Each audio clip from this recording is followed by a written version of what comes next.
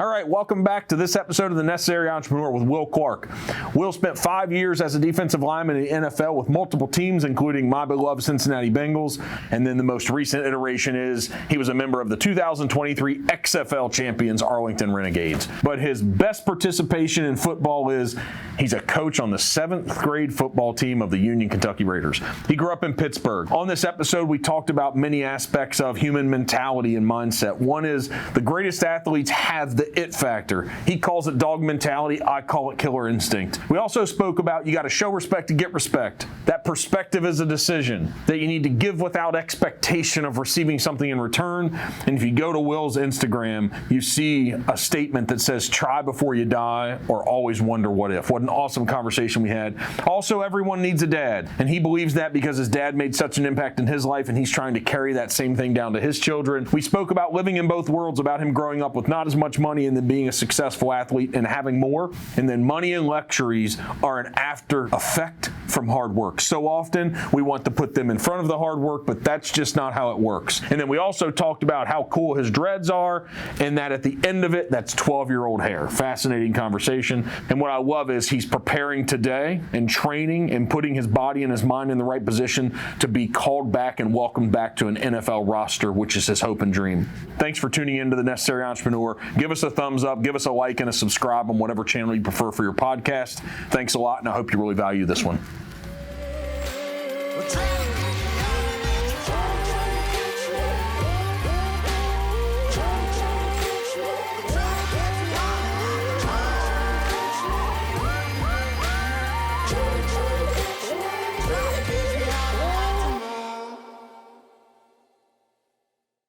No, I mean, man, the dynamics of relationships, they're hilarious. It's kind of fun. You know, when relationships are real good, whether it's a significant other or a friend, they're real fun when they're real good. Yeah. You got some jokester in you. No, you do. I just like to have a good time. That's what I'm talking about, right? Yeah. Mm-hmm. Where'd that come from? What in Pittsburgh taught you how to have a good time? I grew up around a lot of funny people. So growing up, I was a chubbier kid. So I had to know how to dish them out and take them. One of my sisters, Jasmine, she's 18 months older than me. She, was the pretty hair, pretty teeth, pretty face. Well, she's a girl, thank God. She didn't come out not looking like that. But yeah, she used to dish them out, all the jokes and everything. So I had to know how to take them. And sometimes I couldn't take things too serious. I had to make jokes out of things. That's a way to survive sometimes. Yeah, that's survival. Isn't that it? Yeah, it's in a lot of places. So, Will, man, thanks for joining us. Absolutely. Stopping in for a conversation. This can be fun. So, straight off of an XFL championship. Yes, sir. You've played in the NFL. Mm-hmm. Now I think the most significant thing I want to hear about today is the toughness of being a middle school football coach. We could talk about it. Whipping those kids into shape, man. It'll be fun. Yeah. It'll be fun. So I saw a video of you. You got a sack in the XFL Championship. And I was like, I bet that felt sweet, man. So you're working the outside. Quarterback tries to step up, and you're like, no, come to me, Papa. Yeah. Right? Yeah. That felt like, when I watched it, I was like, oh, man, he felt good in that moment. And I saw another dude come in and try to get half a sack, whoever he was. I saw it. He kind of like laid his shoulder into the guy. You're like, nah, man. No, that's my boy, Willie Taylor. No, okay. I'll give Willie the half for that. Did he get half of it? Yeah, he got half. Yeah, I don't know if he deserved it. It was like, could they give a quarter? Yeah. Because you were on that dude, man. You know what's funny? In the NFL, guys actually, they submit sacks. Like there's I forgot the proper name of it, but after you watch tape and everything, you can go to certain folks and like submit it. Say, hey, like this guy, this wasn't a half a sack. This was, I vividly remember Geno Atkins and Carlos Dunlap arguing about a sack, and they each submitted the sack. The full sack? Yeah, the full sack, to get the full sack, because, they were trying to get the better numbers. I mean, it was all out of, like, fun and love. But that's money, too. Oh, yeah, for sure, absolutely. I mean, because if your contract tells you to finish with 10 and you get an extra incentive, you finish with 9.5. Isn't that wild? Yeah. That how slight life can be sometimes. A half a sack could mean the difference of a few $100,000 or a $500,000. Yeah, absolutely. I wonder how that relates to life. I didn't have that prepared today to talk about, but I wonder how just that slight of a difference on how that's the difference in significantly winning and losing. I would say the biggest thing would be, well, how I try to translate it Yeah. over is just, it's a little bit of what some people call like pettiness about things. So like, is it like you guys both got the sack, right? Y'all got off the field, we both made a team effort. It's good for the defense, but talk about individuality, so it's a little bit of pettiness, but it's a little bit of selfishness in a sense, but it shows that you're serious about your craft, about your job. And sometimes you have to be that way. Not all the time, but now if you're doing that about every sack, people aren't going to like you. But, in life, sometimes you got to do that. I think I talk a lot about around business, around the company I run, about you got to take it serious. Absolutely. And we say, hey, man, but don't take life too serious. But life is serious. Yeah. Like, you don't want to take it too serious because you want to have some fun and you want to be lighthearted at times. But that comes after you take stuff real serious. For sure. Right? For and sure. there's no way you're sitting here today if you didn't take some things real serious. I agree. Right? I agree. So Absolutely. what do you think? I think you probably take parenthood, fatherhood, serious. Yes. Right? Because your dad impacted you in a positive way when you were young. Absolutely. I'm sure you still take the game of football serious. You'd love to jump back into the other 3 digits, right? You'd love to go back to the NFL. Yeah. Because you spent 4 or 5 years there, right? Yeah, 5. Well, really 6. I have 5 vested years, so all that means is that Give me that retirement, played baby. 3-year games. Yeah, but isn't it? How many years is it, and you qualify for retirement? 3. Okay. Yeah, 3 years. You're considered vested. So all of the many benefits that comes with it. All that, the 401ks and Insurance, annuity all the programs stuff. and all that. Yeah. So Yeah.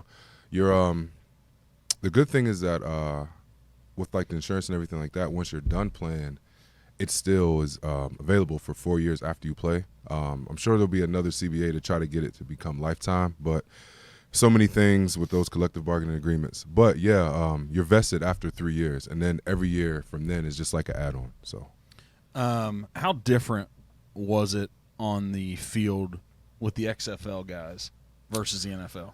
Because you played at a high level at West Virginia. Was that East Coast Conference then? Is that what you guys were in?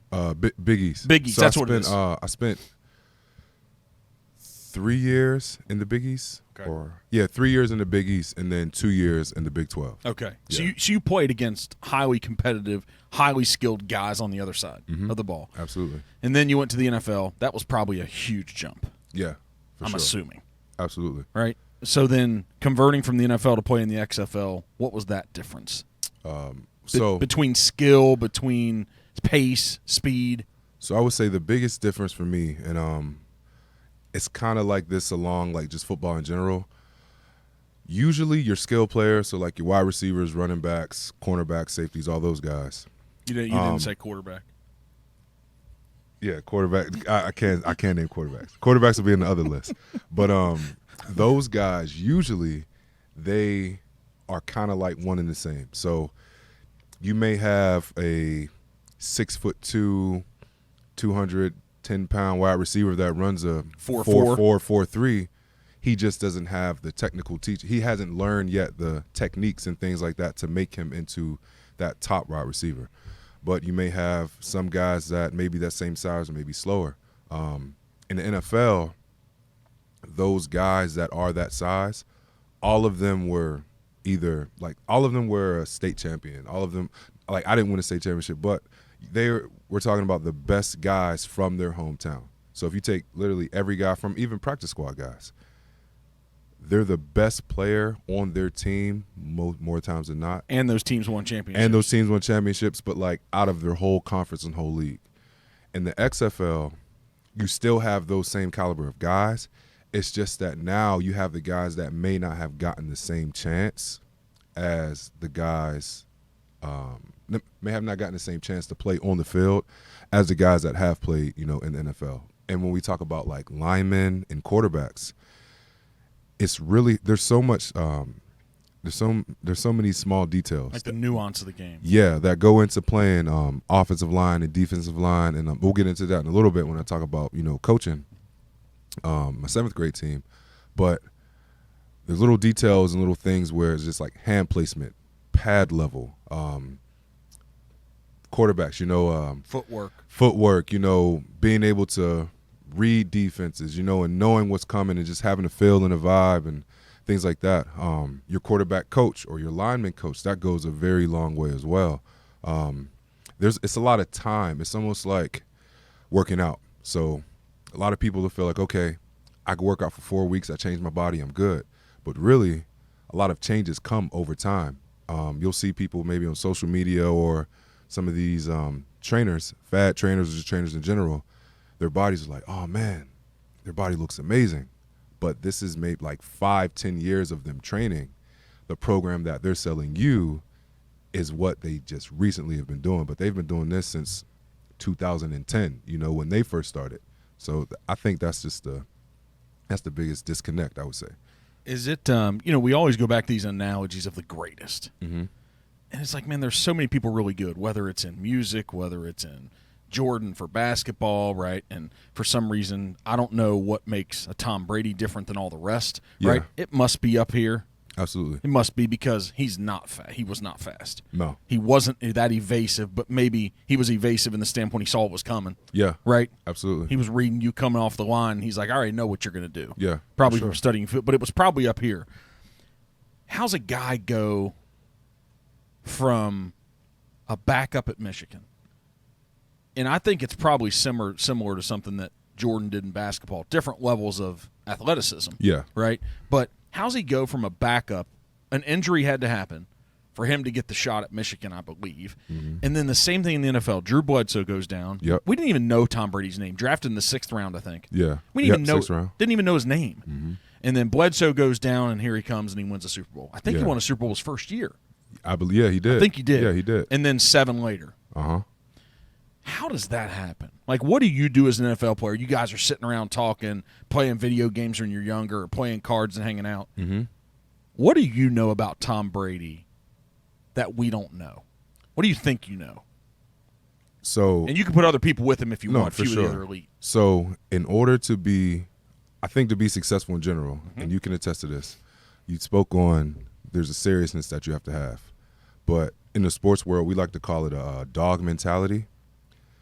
And sometimes people get the dog mentality mixed up with your background of like, oh, you have to come from like rough beginnings or things like that. I'm pretty sure Tom Brady's from like California, right? Like Looks like Malibu. Looks like he was a surfer boy, man. Yeah, I don't know if he absolutely. was, but that's what it looks like. Yeah. Yeah. He looked like one of the Jonas Brothers. Yes. But no disrespect to Jonas A little Brothers. taller. Yeah, right. But Tom Brady, I think, but so my other point to that, the dog mentality, usually you have to go through something or have something happen to you in order for you to do that.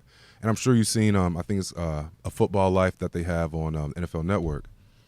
When you watch that, and Tom was talking about how he thought he was going to have to sell insurance, that moment, I believe, is what changed him into actually being that guy when he said to Robert Kraft, hey, I'm going to be the best. This is the best decision that you ever made. So he took that feeling that he had, and every time he may have wanted to not practice, not train, not do this, he probably thought back to when I was the 6th round pick.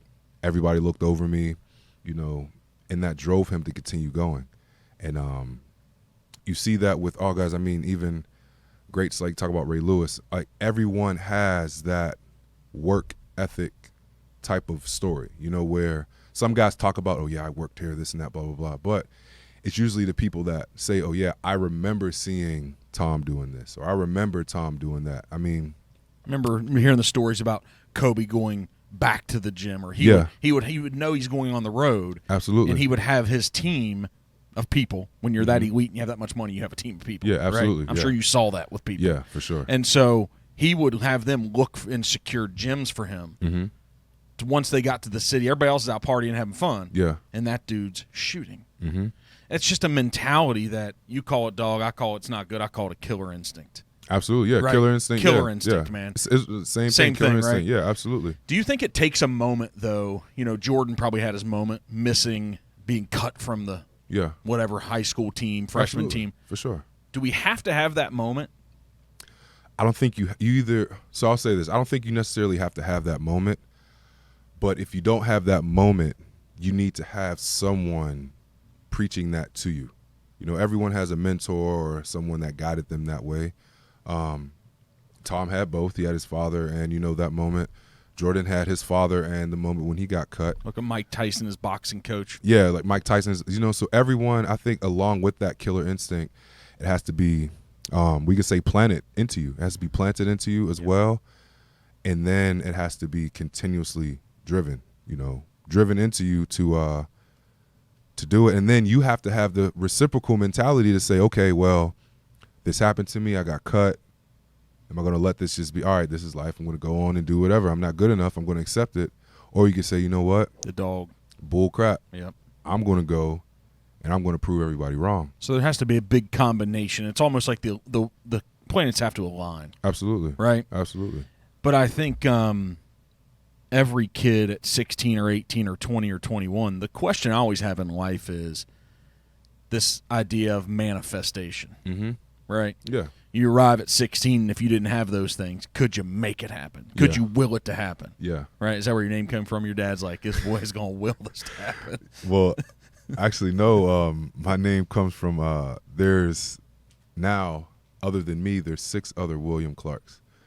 So my dad was the 5th, granddad was the 4th and 3rd and all that good stuff. Did you track them all back? Not yet. Not yet. I haven't yet.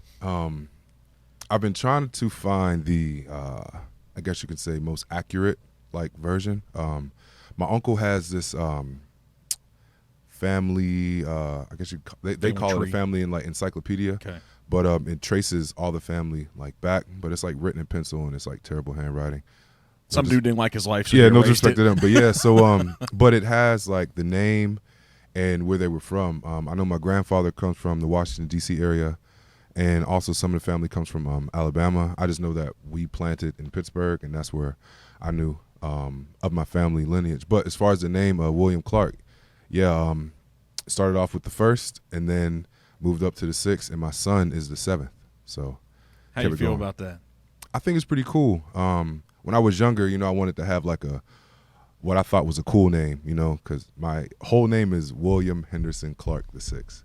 So it sounds sophisticated. Yeah, man. exactly. Sounds like Yale or Harvard. Thank you. Yes. But yeah, it sounds like that. And when I was younger, and I would hear my full name, I was like, that sounds so lame. Nerdy. Yeah, it sounds nerdy. But as I got older, my friends were like, oh man, that's cool. I wish that, I did that. But I think it's cool. I'm trying to. Well, my son, he's only 2, so he barely listens to basic instructions. But my hope is that when he gets older, he continues the William Clarke tradition. Yeah, absolutely. Because I think it's cool. Yeah. What do you how are you going to bring him up? Do you know? Is that on your mind a lot? How are you going to what's going to be okay how he lives his life? What's going to be okay? I want him to just be a good person. I'm not one of those folks that, I'm not going to push sports on him. I don't believe in that. And not just because I made it to the NFL. I think that we all have our opportunity to be something in life. If we don't achieve that, it doesn't mean that we're failures, but we shouldn't try to push that on our children. If we find a better way now, once you're 30, 40, whatever, if you find a way, hey, maybe if my kids did this, or if I did this when I was younger, I would have made it pro. If you want to try to introduce that to your children, that's one thing, but don't try to push it on them. But I just want them to grow up, be a good person first, good citizen, respect his mother, his sisters, God-fearing man. That's the basics. Everything else, related. I think hopefully the standards that my wife and myself set for my kids, they'll naturally and organically, lead to them. Adopt them and lead to being, good people. Yeah. So. When you say you want to be a good person, mm-hmm. What's that mean to you? I would say, because you said some of the stuff, but the first thing came out, I want to be a good person. Maybe it's the same things you just said, right? Well, treating people right, doing good to others as you want them to doing good to other people as you want them to do to you. Just not needing. This is something I live by. So a lot of people say you have to earn respect of folks, but I believe that you have to initially show someone respect in order to get the respect. So that's kind of something that I hope that all of my children, they will have 3, but my son in particular. Only earned, never given. Yeah, well, no, I shouldn't say only earned, never given, but also given too. So for example, when we first met, there's a slight respect that we need to give one another in order for this to even happen in even all of your guests. There's a certain level of respect that you need to give them outside of their profession or whatever they do, just as a person. As a human. Yeah, as a human. Because if not, what do you got, man? You would sit here and just say, all right, talk to me. Yeah. Oh, just boring. Get out of here. You know what I mean? We've seen those conversations. Yeah. There's not much happening. It's Not like, man, much. there's not much substance there. It's not life, Yeah, right? I agree. Yeah. So be a good human. Mm-hmm. Why doesn't – we'll steer clear all the crazy stuff because you're just a good guy, the crazy stuff of society. We talk about the crazy stuff. Well, why – you know how we say there's the perspective that if everyone was the same, it'd be boring. Mm-hmm. But I don't think if everyone was the same good person, it would be boring. Mm-mm. Why aren't we that? Life trauma, things that happen to us, perceptions and what we believe to be right, or now social media. Not that all social media is a negative thing, but what some people see on social media. Talked about a little bit. Your guidance, who you have in your life, telling you what's right, what's wrong. But I think it just it boils down to different traumatic experiences that you go through. That leads you to either become a person that either grows from it or you get stuck in that. So how do you help? It's important to you to inspire others. Mm-hmm. How do you help inspire others, maybe that had some of these things happen to them, and they aren't doing those good people type of things? What do we do? Well, I'm a big man of faith, so I never try to push religion on people, or I'll say I don't try to push Jesus on anyone. What I try to do is live a life that'll make people want to do the same, not be just like me, but try to do the same, just be a good person. And also, too, just let them know that as long as you're living, you have tomorrow or that next moment. You have time. Like if I had a terrible day leading up to coming in here, right? Once I leave out of this room, I have a decision to go out and either make bad decisions or good decisions. I can go and do things productive that'll lead to a better life, or I can go out and continuously do the same things that lead to a not so good life. But we have a choice, and I think perspective is everything. Where'd you learn that you have a decision? Because I think when you stated that, Yeah. that's the foundation of everything that we could talk about today about societal woes and being a good person and the media, and because it all still comes down to no matter what's coming into our brains, it's the decisions we make. For sure. Where'd you learn that? I would say the group of men that I'm around, that I look to for advice and wisdom and knowledge. My dad, a good friend of mine, he was the team chaplain for the Bengals, Lamar's Crawford, as well as I attend Seven Hills Church, Pastor Marcus. Just those are just a few of the men, but I try to keep myself around people that are I like to call it like building into me. I can build into them as well, and just try to find wisdom in that, just positivity. But those are the folks that I got it from. It's all about decision. Yeah, it's fascinating because I think so many people, that's not firing in their brain every day. Yeah. For some reason, I don't know what's going on, but for some reason, they would actually think that they don't have a decision. Right. It's fascinating to me. Absolutely. Right? Absolutely. That if they knew they had a decision and they started thinking a little bit in front of where they're at and realizing, like, hey, if I do this, it's probably not going to have the desired outcome. If I do this, it's going to continue to give me this life I don't like. Oh, it makes sense. Yeah. Let me make this decision. For sure. There's just not that clarity around it. Yeah. Right? Yeah, I agree. It's I feel bad for kids that don't have an opportunity to be around good people. I do, man. That's one of the things in life I just feel terrible about, because I'm like, man, they are starting behind. I agree. Aren't they? Yeah. Yeah. And you don't have to be wealthy. You don't have to be rich. You just have to be around someone or some small group of people that's loving, that cares about your outcome. For sure. And just treating you well. And, man, if we could fix, I think maybe that's where society needs to be fixed there. Yeah, absolutely. Right? I agree. The kid to feel loved.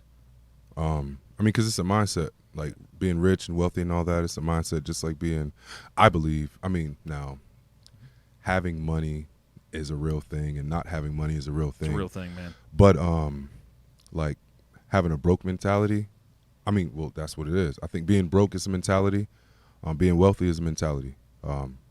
And like you mentioned, having people that are more positive influences be around the youth or people that are just going through some things. What would help is if we can just give without the expectation of having stuff come back to us. It's hard, though, isn't it? Oh, it's hard. It's hard.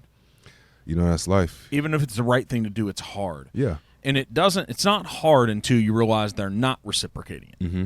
Yeah. Right? Absolutely. Because we have the moments, I guarantee, like, as much as we can correct our brains and our thought process and make right decisions to give ourselves a good outcome, when someone doesn't pour back into us, we know it. Mm-hmm. We see it. Absolutely. Right? And some of those people you decide not to allow back into your life. Yeah. And then some, for some reason, we continue to. Yeah. I don't know. I haven't figured that one out. You got to have people for certain situations. Is that what it is? You do. You got to have your go-out friends. You got to have your study friends. Got to have your trip friends. Like, you can have a bunch of friends. Is there one person that could be a part of all the groups? My wife. The only one. I love all my friends, all my boys. You know, shout out to y'all. You know who you are. But certain ones are made for certain situations and certain trips. But she's meant for them all. Yeah, I'm not going to say whether I wanted to be or not, but she's going to be there either way. Man, she's going to say stuff about you too, man. No, absolutely. But yeah, no, she's probably the only one. So, hey, on your Instagram, you have a quote. I don't know if it's Will's quote. There's a bunch of things that sound like this. Like, I don't even know now in life. There's so many people that came behind us before us. Jim Rohn, Les Brown, all these people. And it's like, y'all, we're re-quoting somebody and we don't even know it. Yeah, These things have been said. Zig Ziglar's, all these people. But try before you die or always wonder what if. Mm-hmm. I got that from J. Cole, the rapper J. Cole in college. I can't remember the song. Now I'm going to have to find it. Well, that lyric really resonated with me because it speaks on a lot of the things that I talk about in life and live my life by. So, like we say, decisions. So always trying. And I'm sure you may have heard the stories, like talk about Les Brown. I want to say it might be Les Brown. He did.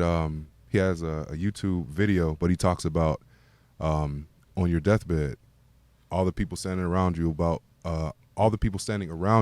of who you could have been. Boy. And they're looking at you. And a lot of people are like, man, that's so motivating. But when you really think about it, you're like, dang, like it's quite sad to have the lawyer version of Will or the president version of Will or the doctor, whoever, you know, just or the best dad. The best dad, you know what I mean? Like things like that. The best father, the best coach, just the best husband, the best friend. Those versions of yourself just standing around you in that hospital room, and you're like, dang, I could have been this, I could have been that. And now you're just wondering, you know, what if? Like, what if I would have did that? And I think that's some of the biggest regret that we can live with in life. That's why I always say try. You know how I know it's real? I don't think I've ever shared this one. It's not emotional to me anymore. It's just facts. I saw my dad go through that on his deathbed. Didn't have a good relationship with him. Yeah. He was an alcoholic. He's laying on his deathbed for a week and a half in the hospital in ICU, and his whole body was yellow. He's jaundiced because cirrhosis of the liver, drinking himself to death. Yeah, young, 60s, and he couldn't communicate. Wow. Whatever your body does when your liver shut down and all that, but he was 100% aware. And all his kids that he didn't live up to being a great dad for were there to see him. No matter what he did to us, we came and visited him. And I saw regret in his eyes, man. And I bet that week and a half was the longest week and a half of his life. Oh, yeah. Guarantee it, dude. That he was thinking of all the things that he could have been. And the people that he didn't love the right way still came back and said, and we're there, but what's going through our minds as well is the same thing. It's like, man, the opportunity that you had to be a husband to our mom, she was awesome, she is, and to be a dad to these 4 kids around you who, in spite of you, have tried to go out and live a good life. I don't want that. Yeah. I don't want that, Not dude. at all. And so that story that Les Brown brings up, I saw it play out in real life. Yeah. And I knew you can read body language. Oh, for sure. You can read Absolutely. people's eyes. Absolutely. He could squeeze hands a little bit. Oh, yeah. It was a tremendous case of regret. That's so tough. it's tough, right? That's tough. And That's I think, tough. but looking back, I'm like, man, I'm going to learn from that. Oh, for sure. I'm going to learn what not to be. And I tell you what, man, I think, and I talked about this in a sales meeting a week ago, hearing Les Brown, and I hear interviews. There's interviewers who will go out and they'll talk to older people at the ends of their lives, and they'll ask them about life, if you've seen some of those. Yep. And, man, there is this shared opinion that they don't regret the things that they did or attempted and tried and failed. They regret the things they didn't try. Time after time after time. Yep. So how long are we not going to listen to all the ones that came before us on how to do it? Hopefully it's not until we're in that same position. Right? And I think that's why, sometimes it's I get called a person that does too much. Like, oh, you're always doing too much. So, and not necessarily in a negative way. Overachiever in a Just positive way? Yeah, like overachiever, like always trying to do new things, because I'm always trying to do something, because that's one of my biggest fears. But also, too, I mean, we owe it to the ones coming behind us, in particular our children. If there's something like, taxes, like there's so many different tax loopholes and things like that you can do. Ask the billionaires, they'll tell us. Right, for sure. And I'm all about them being billionaires. Yeah. But, boy, they'll find them. Oh, for sure. They'll find them. And it's like, one of the best things I can do for either my own kids or even the players that I'm coaching, is try to leave them with one thing, one nugget, whether it be spiritually, athletically, financially, whatever it is, not try to be something crazy, but just something that they can leave with, or leave them behind something that they can take and go with, and it can maybe help them out so they don't have to go through the same things that we may have went through. So, does it seem simple to you, these things we're talking about?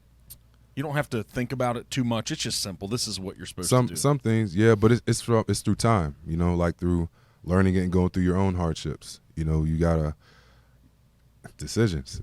You have to either make the choice to do it or not. So I'd be interested to see what type of coach you are, what stereotype. Man, have you seen this coach? It's hilarious. I wouldn't be this, but this guy is so insulting to some of his baseball players, but it's funny. Have you seen the Instagram of that dude? He'll walk out on the mound. Have you seen it? Is it the one after the game? He says that was the worst game that I've ever seen. But they're still they're still playing. He'll walk out. Guys, I think we're going to add something like Rogan is. We're going to put a TV or something up. We had one in the old studio, so we can play it. And he'll say stuff real calm. Yeah. He'll walk out, and I'm going to get it wrong. He'll be like, guys, like things that are inappropriate that a coach wouldn't even be doing. But let's just say the kid's name's like Sean. And he's like, Sean, I came to the game with 30 beers in my cooler. And it's only the second inning, and I only have 2 left. If we don't wrap this game up by the time I'm done with my 2 beers, you're never going to pitch again. Like, he'll just say stuff like, he's not laughing, but it's some of the big – and he's saying, I'm like, what? Have you guys seen this guy? Oh, it's so – I haven't seen him. I'm going to find him after today. And there's some things he says about other stuff, too, about – like when the strip club closes, and if we don't get this game with soon, I'm not going to be able to go. Yeah, it's hilarious. Are you that? I'm gonna have to find. I'm not that. I'm not that coach. I couldn't be like that. What type of coach are you for those 7th graders, man? I would say, I don't think I have one particular style. Our OC, he would say I'm a nice coach for sure. Coach Kevin Connor. I would say, man, I try to be a motivator. I joke around with the kids a lot. We have fun at practice. I can get fiery at times. What makes you fiery? Sure. it sounds funny, but when the kids aren't really listening, but not necessarily not listening to what, like me, like, hey, walk over there, do this, do that. But when I'm trying to explain like different techniques to them that I may think are simple, but it's like they're not grasping it. But I tell them that's my job as your coach, to help you, understand this. So things like that get me fiery. Or in the game, if like they're not playing as aggressive as I want them to play, or as I feel like they should play, I'm like, come on, man. Like, you gotta. What's the meanest thing that Coach Will said? Are you Coach Will? Yeah, they call me Coach Clarke, Coach Will. Coach Clarke. Yeah, Oh, that's Coach Clarke. serious. Yeah, Coach Clarke. Okay. It's funny. Are you allowed to say here the meanest thing that Coach Clarke has said, or are we going to leave that for another time? To be honest, I don't think I've said anything mean to any of the kids yet. I haven't. I bet one or two of them thought it's mean. Well, for sure, absolutely. So I had in the beginning of the season, I had a no cursing clause with the kids. Every time I cursed, I owed them 5 push-ups. So we played against Bryant Station down in Georgetown 3 weeks ago. And during that game, I think I owed them like 95 push-ups. But bear with me. I owed them 95 push-ups. Then I told them I would, pay my debt. So in practice, I'm knocking out like 20 here, that, and there. So the next game, I was like, you know what, guys? It's ended. The clause is over. Because I was like, until you guys are doing what you're supposed to, and they're not bad kids at all. I love all the kids on the team, especially, all of our linemen. They're a funny, good group of kids. They're hilarious. But the passion's there. But yeah, I had to end it. Because one may slip here and there, and I'm like, I'm not doing push-ups. So if you can't do that right, I'm not going to do push-ups. Oh, that's some role reversal on him. Yeah, absolutely. You're not going to do this to Coach. He's getting older. Yeah. Because when you did sack that guy in the XFL Championship, you did some push-ups right there. Yeah. How's that go over for the other team? What do the offensive linemen think about something like that? Is that kind of like showboat when you hit a home run, slowly walking to first? Yeah, a little bit. I'm very different. I tell the kids too. I'm different on the field than I am off the field, and it took me some time to get there, and I'm trying to tell that to them. But they're in 7th grade. But when I'm on the field, I look at myself as like the enforcer. I enforce more than being enforced on, I guess you could say. I don't know the reversal for that word, but yeah. So like, quick backstory: we played DC earlier that season. Earlier that year. Not too many weeks before, and like DC, they just talked a lot. They talked a lot, respectfully so. They were undefeated, but they thought that they were better than what they were, and I think the entire league thought that they were better than what they were, and I was like, man, like, we're gonna like show them. But I kept telling the guys like, oh, you're too little, too small, like. Because in the run game, I like to look at myself as a bully. So, like, I try to eliminate them from even running to my side. And then if they do, they hear about it as I'm slamming them or their tight end or their running back on the ground. But you're smiling. Yeah, because it's fun. I love it. But no. So they're talking. Yeah. So everybody like, thinks they're better than they are. Oh, they're talking. Even Dwayne Johnson, The Rock, he had a video come out the week of the championship, and he's in this Iron Paradise, he's working out, and he has on a DC Defender shirt. So we're thinking, oh, okay, he's wearing the Defender shirt today, and then he'll do another workout wearing the Renegade shirt. Well, it never happened. He never wore a Renegade shirt. So we're like, damn, y'all really think that? Like, now, mind you, our record was, bad, and we were winning and losing and all that. We were inconsistent. So, who would think? But we just took it as so much disrespect. We're like, y'all really sitting here thinking that we're about to get like trashed by DC. So we had a chip on our shoulder. Me in particular, I call it flexing on him. I had to do some push-ups, flex on him. Me and my boy Willie. I was trying to get Willie to do push-ups, but Willie's mild-mannered. He's young. Willie's like 23. He's not there yet. Mm-hmm. But I'm trying to get him there. My boy Ed Robinson, he would have did it though. We call him the Cap, or TJ. They would have did it too. But so chip on the shoulder really matters. Yeah, I think so. Right. Uh-huh. And all that stuff that we hear in the media about if somebody's slighted, do teams really try to fire that up, to try to make that be a difference maker in the locker room? I think some coaches do.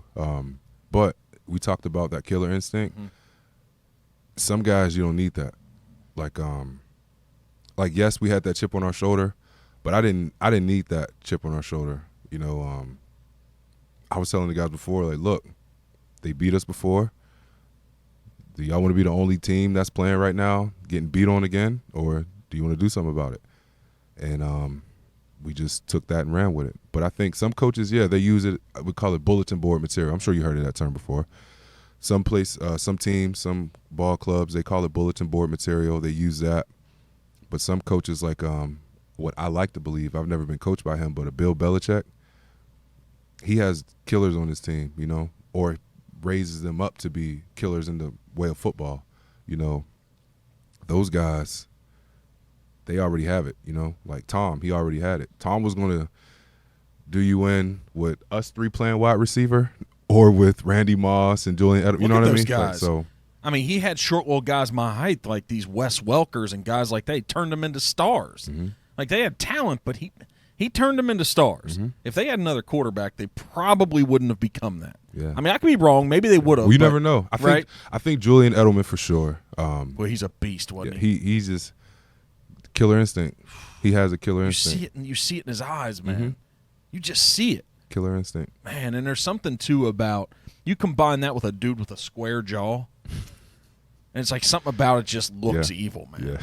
Then he grows a beard out. Yeah. And next thing you know, you're like, It's like, dude, he was probably, I don't know, he was probably 5'9" or 5'10". I'm assuming he not wasn't, he's not a big guy at Right. all. Not a big guy at all. but he wanted to hit everybody. I mean, he had some big injuries because of it, probably because Absolutely. you're going to meet some 6'3" linebacker, man, coming across the middle at like 235. Oh, for sure. And his body parts are going to take some hurting. Yeah, we call it getting got. You're going to get got sometimes. Sometimes they're going to get you, but Man, it happens. And those guys that come across the middle, man, they just almost have like a death warrant, man. It's like, what are you doing? Yeah. They're just going into war, man. I think that's what they're thinking. Yeah. What'd you like about playing high level sports? It just happened to be football for you. What'd you like? What'd that do for you? So I'll say on the field and then off the field. So the on the field version I liked was being able to live out my dream, you know, as a kid.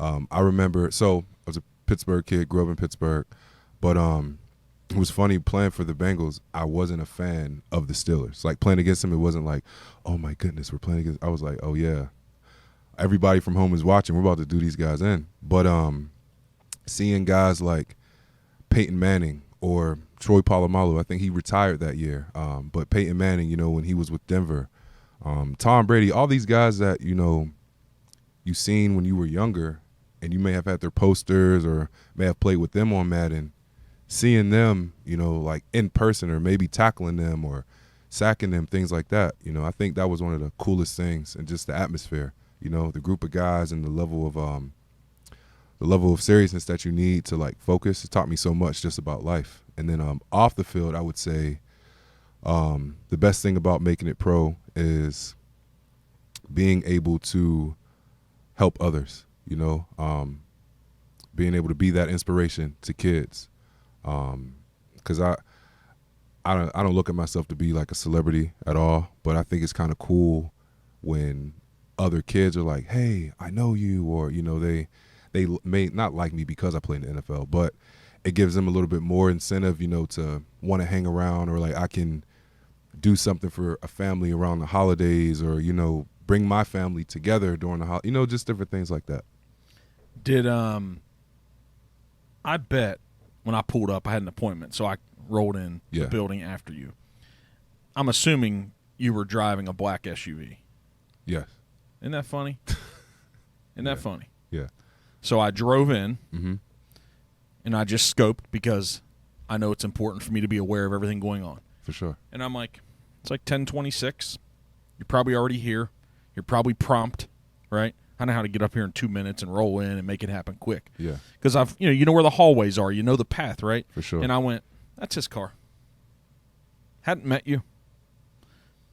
Life affords, when you achieve certain things, life affords us opportunities. It affords us some luxurious things too. Cars we get to drive, houses we get to live in, lines that we get to skip. Right. And that stuff feels good. Sometimes. Doesn't it? Yeah, sometimes. Tell me when not. I coming from humble beginnings, I always felt bad about some of those privileges that you get, because I know what it's like to be on both sides now. I know what it's like to, I guess, and no disrespect, to be one of the ones like the haves and the have-nots. So I know what it's like to skip, folks due to your celebrity or due to your status, but I also know what it's like to get skipped, so I feel bad. Like sometimes I'll be like, you know what, it's all good, y'all can have it. Or like I'll allow other people to go as well or go before me. But yeah, I have a hard time doing stuff like that sometimes. Not a hard time driving that car though. I mean, it's just a nice luxury car. Well, thank you. It's not a Rolls ring, but it's nice. It took me a while to start doing nice things for myself, because I felt like I needed to take care of everyone around me or stuff like that. That's okay though. But I mean, yeah, that's fine. That's good. No, I think it's good that you have that obligation. Yeah. That you're like, I got to pay it forward. I got to pay society back, right? Yeah. You have an obligation to life. You're like, I'm human. I'm here. I have this opportunity. I'm healthy. I have these kids. I have this wife. Absolutely. I think it's good to pay it back. But at the same time, it's nice to have some of the finer things too. For sure. It is. For sure. And you've worked hard. Yeah. See, that's what I'm saying. Yeah, absolutely. Like, this stuff wasn't given to you. Yeah. Right. The only thing you woke up as a kid, you had some opportunities to do some stuff. Yeah. Other than that, it was on you to make some decisions. For sure. Yeah, so the luxurious things, man, it feels good. When you get in that car, it feels good. Yeah. It's more so for my kids. Like, I like them to experience that, them, living where we live and having their friends and, them enjoying the fruits of, my labor and things like that, so it's I was sarcastic when I said right. When you said it's for the kids. Right. No, for sure. Absolutely. I'm telling you. Really? I buy dumb stuff like phone cases off of Amazon. For 50 cents. But I'll get like, I'll get, this one for this day, and then this one, like I'll switch it up, like Apple Watch bands and like stupid stuff. But you have to have an Apple Watch before you can buy an Apple Watch band, though. There you go. Okay? Absolutely. Right? So here, what I'm saying, though, is like, man, these are things that, because money is important in life. For sure. I don't believe that it's the center of anything, but, man, whatever reason, that every time I see somebody that's just complaining about this capitalistic society and all this stuff, man, because I grew up poor. We came from probably similar food stamps at times, and that life. For sure. I'm a product of it, and I'm glad I played in both spaces, man. Absolutely. Because it allows me to connect with anyone. Yeah. All right, and to have some sympathy for moments and times, and also some empathy to connect and be like, I know what that's like. Yeah. And how hard that feels at times. For sure. Right? Yeah. And I think you can also sit down and get on people's level, and if they understand that you've been where they are. Just like when you say those kids, you have a little bit of a added celebrity, or they listen a little bit more, or they're like, Coach Clarke, we want to, he's this guy, man. That is exciting, but I think it's just as important to be able to connect with folks that don't have anything. Right. Right? Yeah, let them know, like, I once was you. 100%. And it goes into what we talked about earlier. It gives a realistic vision for them, to see that I can be this too. And that's, along with the other thing I said I wanted to be, that's what I want to be as well. That's one of the main things that I want to be, is I want to show folks that they can do the same thing. Well, it's hard sometimes for them, isn't it? It's hard because it's, like we keep saying decision, but work ethic. Whenever you're going through stuff, and this, leading up to being what you are today, hard work, it sucks. It's not fun. It doesn't feel good while you're doing it. It's one of those it's an aftertaste effect. It's after, you've worked hard for so long and no results have come from it. You're like, okay, you might see one slight niche of positivity, and then you're like, okay. Just takes a little win, A little win. Just one little win. But you gotta work, gotta have the work ethic. Where'd that come from in you? My father. We always were, he would always say to me, in regards to sports, be an athlete, know how to be an athlete. And it wasn't always from a sense of like athletic ability. It's from like the taking care of yourself. So if I bang my knee up or if I twist my ankle or something like that, don't come home, sit in the bed, watch TV, or hop on the game. Get some ice, get a little bag, get a little Kroger bag, fill it up with ice, double it up, put it on your ankle, ice yourself, stretch, hydrate before you work out, eat breakfast before you, go and do things in the morning, eat before you practice, and all those different things. Being an athlete, doing the right things that you're supposed to do, even when people aren't watching. So your dad's, he made a big impact in your life. For sure, absolutely. You had a talk when you were a senior at West Virginia, right? Mm-hmm. And you talked about the impact that he had on your life and the impact of having a dad in your life. Mm-hmm. And you looked around and you saw a lot of your friends that didn't have that. Yeah. And you think that was a difference maker.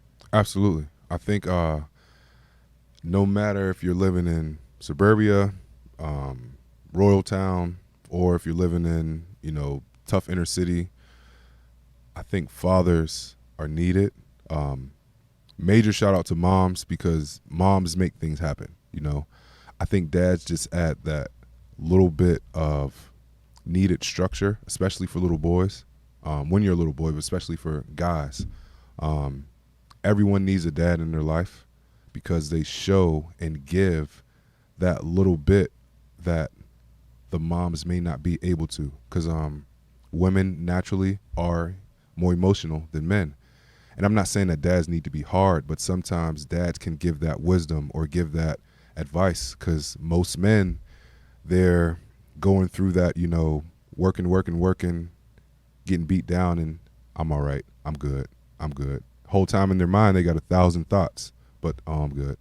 So, I seen that with my dad, and, just like talked about the work ethic and things like that. But I think fathers are definitely needed, and that's what I'm trying to be for my kids. Isn't it funny? We have like 50 or 60 million people in this country, Mm-hmm. and it takes your all-in effort of being a dad, Mm-hmm. your wife's all-in effort of being a mom, to give those 3 kids the right shot. Right. And so we need millions of Wills. Thank you. But yeah, we have millions of fathers. We do. Right. Absolutely. How do we get that idea back? Not that everybody doesn't have it, right? Yeah. But it tends to go with, what I see is it tends to go with, I don't know, with poverty now or something, man. Yeah. I don't know. It's not that every man in poverty doesn't care about his kids. That's not what I'm saying. But Yeah. it seems like family structure falls apart in poverty a lot. I think it's because mainly there's a certain idea. It's a different idea. So, prime example, I live out in Union, Kentucky. So, One of those nice suburban neighborhoods. Yes, right? In a nice suburban neighborhood. Mm-hmm. But life in Union is completely different from life in Covington. Or Cincinnati. Or life over in tough Cincinnati. Or tough parts, you know what I mean? Price Hill, Westwood. Exactly. So mind you, we're not talking about third world countries here. We're talking about a 30-minute trip. You know what I'm saying? Like, by the time you drive from where I live out to the Kenwood Mall, you've driven through some tough places and back out to nice places. So I just think it's an idea of sometimes those guys may not have had that leadership, Unfortunately, I see it all around. Like I said, being able to live on both sides of it, both sides of like wealth and poverty. I've seen, dads as a whole, some of them, and I'm not bashing fathers at all, but I've seen some guys rise to the occasion and some guys not. Like, I know a lot of great dads in like poverty-stricken areas that are doing their best to make sure that their kids come out of that, not even through sports, just being a better person. Like some of the things I'll talk about, just being a better person, They have additional challenges they got to face, though, right? Absolutely, yeah. Additional challenges. Additional challenges that your kids don't have to face as many of them in that neighborhood in Union. For sure, absolutely. Right? And I think that's the biggest thing that it's tough, because we're talking about a whole society, maybe a whole society or whole neighborhood or group of folks that may think one way, and you have to kind of swim off and be a different way. You know what I mean? You got to go the opposite direction. And I think it takes it takes people like myself, you know, even people like yourself, people that have some type of influence, you know. You may not be a professional athlete, but you have influence. Mm-hmm. Yeah, today at 2:30, at 2:15 actually, I'm doing a meet for a teacher at Western Hills High School. Okay. I'm getting on meets and talking to, it looks like she's an ESLO teacher, which is English as a second language, right? Yeah. To those kids about real estate. Yeah. So she reached out, and I was like, yeah, you want me to do it? Okay. Yeah. I don't know what they're going to gain, but let them see a successful person. But it might be one kid. Might be one kid that you reach, and the next thing you know, how cool would it be for you to see in 5, 10, 15 years a kid that you met on that platform turn into that, and then that could be the inspiration for the rest of the kids in the class. Mm-hmm. One person show them that it's possible. But it's tough with that idea of one person. Like, you know, we're like, hey, we just go out and change one life today. Mm-hmm. Okay, that's great. Yeah. It's great for that person. Right. What about all the others? Yeah. Like when you think real deep about it, right, without just going somewhere, what about all those kids that – because I think – I'm assuming – I've never been to the hills of West Virginia in poverty, but I know it's there. Yeah, for sure. I've never been into eastern Kentucky or western Virginia in those really poverty – I've never been there, but I bet – there's a lot of shared similarities there from the tough neighborhoods we're talking in Cincinnati. Absolutely. I bet there's so many shared experiences, man. For sure. And it's the media that, you know, allows people to think that they're different, but really they're all the same. Man, I was fortunate enough to go to Europe last year. It's the only time I've been there. I'm not a guy who traditionally took vacations. I've been grinding this for 18 years. But I went there. And we were in Morocco, went over to northern Africa for a day to Algiers and walked those streets. There was there were the palaces of the Saudi Arabian royal family up in the hills, and then there was poverty in the streets that we walked. And then we were in Spain, so I drove around all these cool towns in Spain for a week, and then we stopped in Paris, and I spent a night in Paris on the way back. Yeah. And my significant other, what we talked to each other about, we're sitting there and we're sharing. I'm like, you know what? We're all the same. These people are the same. They want the same things. Yeah. Right? I don't know culturally what these societies share. They have different religions, you know. Yeah. We experienced in Morocco, the speakers went off in prayer. And no matter where these guys were, they were carrying a rug with them. They'd stop right there, roll out the rug, and sit down and do their prayers for 5 or 10 minutes, right? Wow. And so, but those people, it seemed to me, those people had markets, they had kids, they had animals. They were just trying to grind out a little bit of money or a lot to just continue their day, impact their families, and wake up tomorrow. Yeah. Seems like there's so many similarities, but we highlight the differences. And I don't know why that is. I don't know why. Because I didn't grow up that way. Yeah. I didn't, man. I did not. Maybe some people did, but I didn't grow up with the media, with my family and people around me highlighting my differences from other people. I just didn't. Yeah. I don't know. That's a good thing. No, it's fantastic, that's a really right? good thing. It's fantastic. Absolutely. And I guess we do that so often in society now. Right? Yeah. I don't know if it's because we want to go find our people that share an ideology, that look like us, that act like. I don't know if that's it, or if it's forced on us. I don't know. Probably a little bit of both. Probably, right? A little bit of both. Yeah. You got folks that, you got agendas and you have beliefs of, the grandparents and the parents and feeding all that into stuff. us, right? Yeah, absolutely. So I think that speaks to the importance of the people that you put around yourself. I agree. I talk about like having a board of directors, right? I know where your wife sits. She's sitting in that chair. She's that chairwoman. She's sitting there. So we're gonna have the significant other that's sitting at the head of the table. Right. Right. Oh man. Absolutely. I don't know if you're the president. I don't know if you're the CEO, the COO, but I just know you aren't the chairperson. I just know you aren't, Will. Co-chair. Co-chair. I'm the co-chair person. The co-chair person. Co-chair. Yeah. So what do you think? Do you like talking sports? Yeah. I didn't. Some guys don't like talking about work. Yeah. Do you like talking sports? Yeah, I do. Of course, it depends on who I'm talking to, but yeah, I mean, I don't mind. What I don't type mind of talking sports would you be okay talking to Mark about, Will? All sports. Yeah. What about the Colorado Buffaloes and Deion Sanders? Shout out to Coach Prime. I love it. I love it. I love everything that's going on out there in Colorado. So, what about that? What do you make of that whole thing that's happened in like 6-8 months? Yeah. Personally, I think, and not because of his superstar, not because of Deion Sanders' superstar or Coach Sanders' superstar, of him being a superstar, I'm sorry. But I think he's one of those guys that what we talked about, he's a positive influence and he's trying to make a change. And he's starting in the lives of the youth. Started with him as a high school coach, and I don't know his whole coaching background, but when he went to Jackson State, that was his whole thing. And I think a lot of people, they got upset when he left because they felt as though he was leaving historical. It's HBCUs. Yep. Historical black college. That's where's the U? College university. I believe. I didn't know. Okay. But if I'm wrong, I apologize to everybody at HBCUs.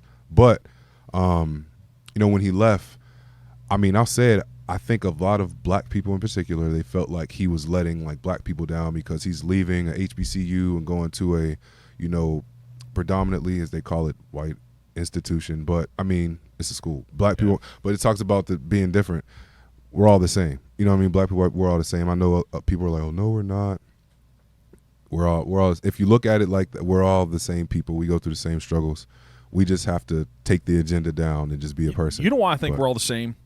Because you can take whatever color of skin we are, or whatever male or female, we can take that, and you will find people that have those differences in every category of society and life. Absolutely. And it's like, if we weren't the same, how'd those people follow the same paths and they arrived at the same place? Yeah. Right? Absolutely. How do you have that then if we're not the same?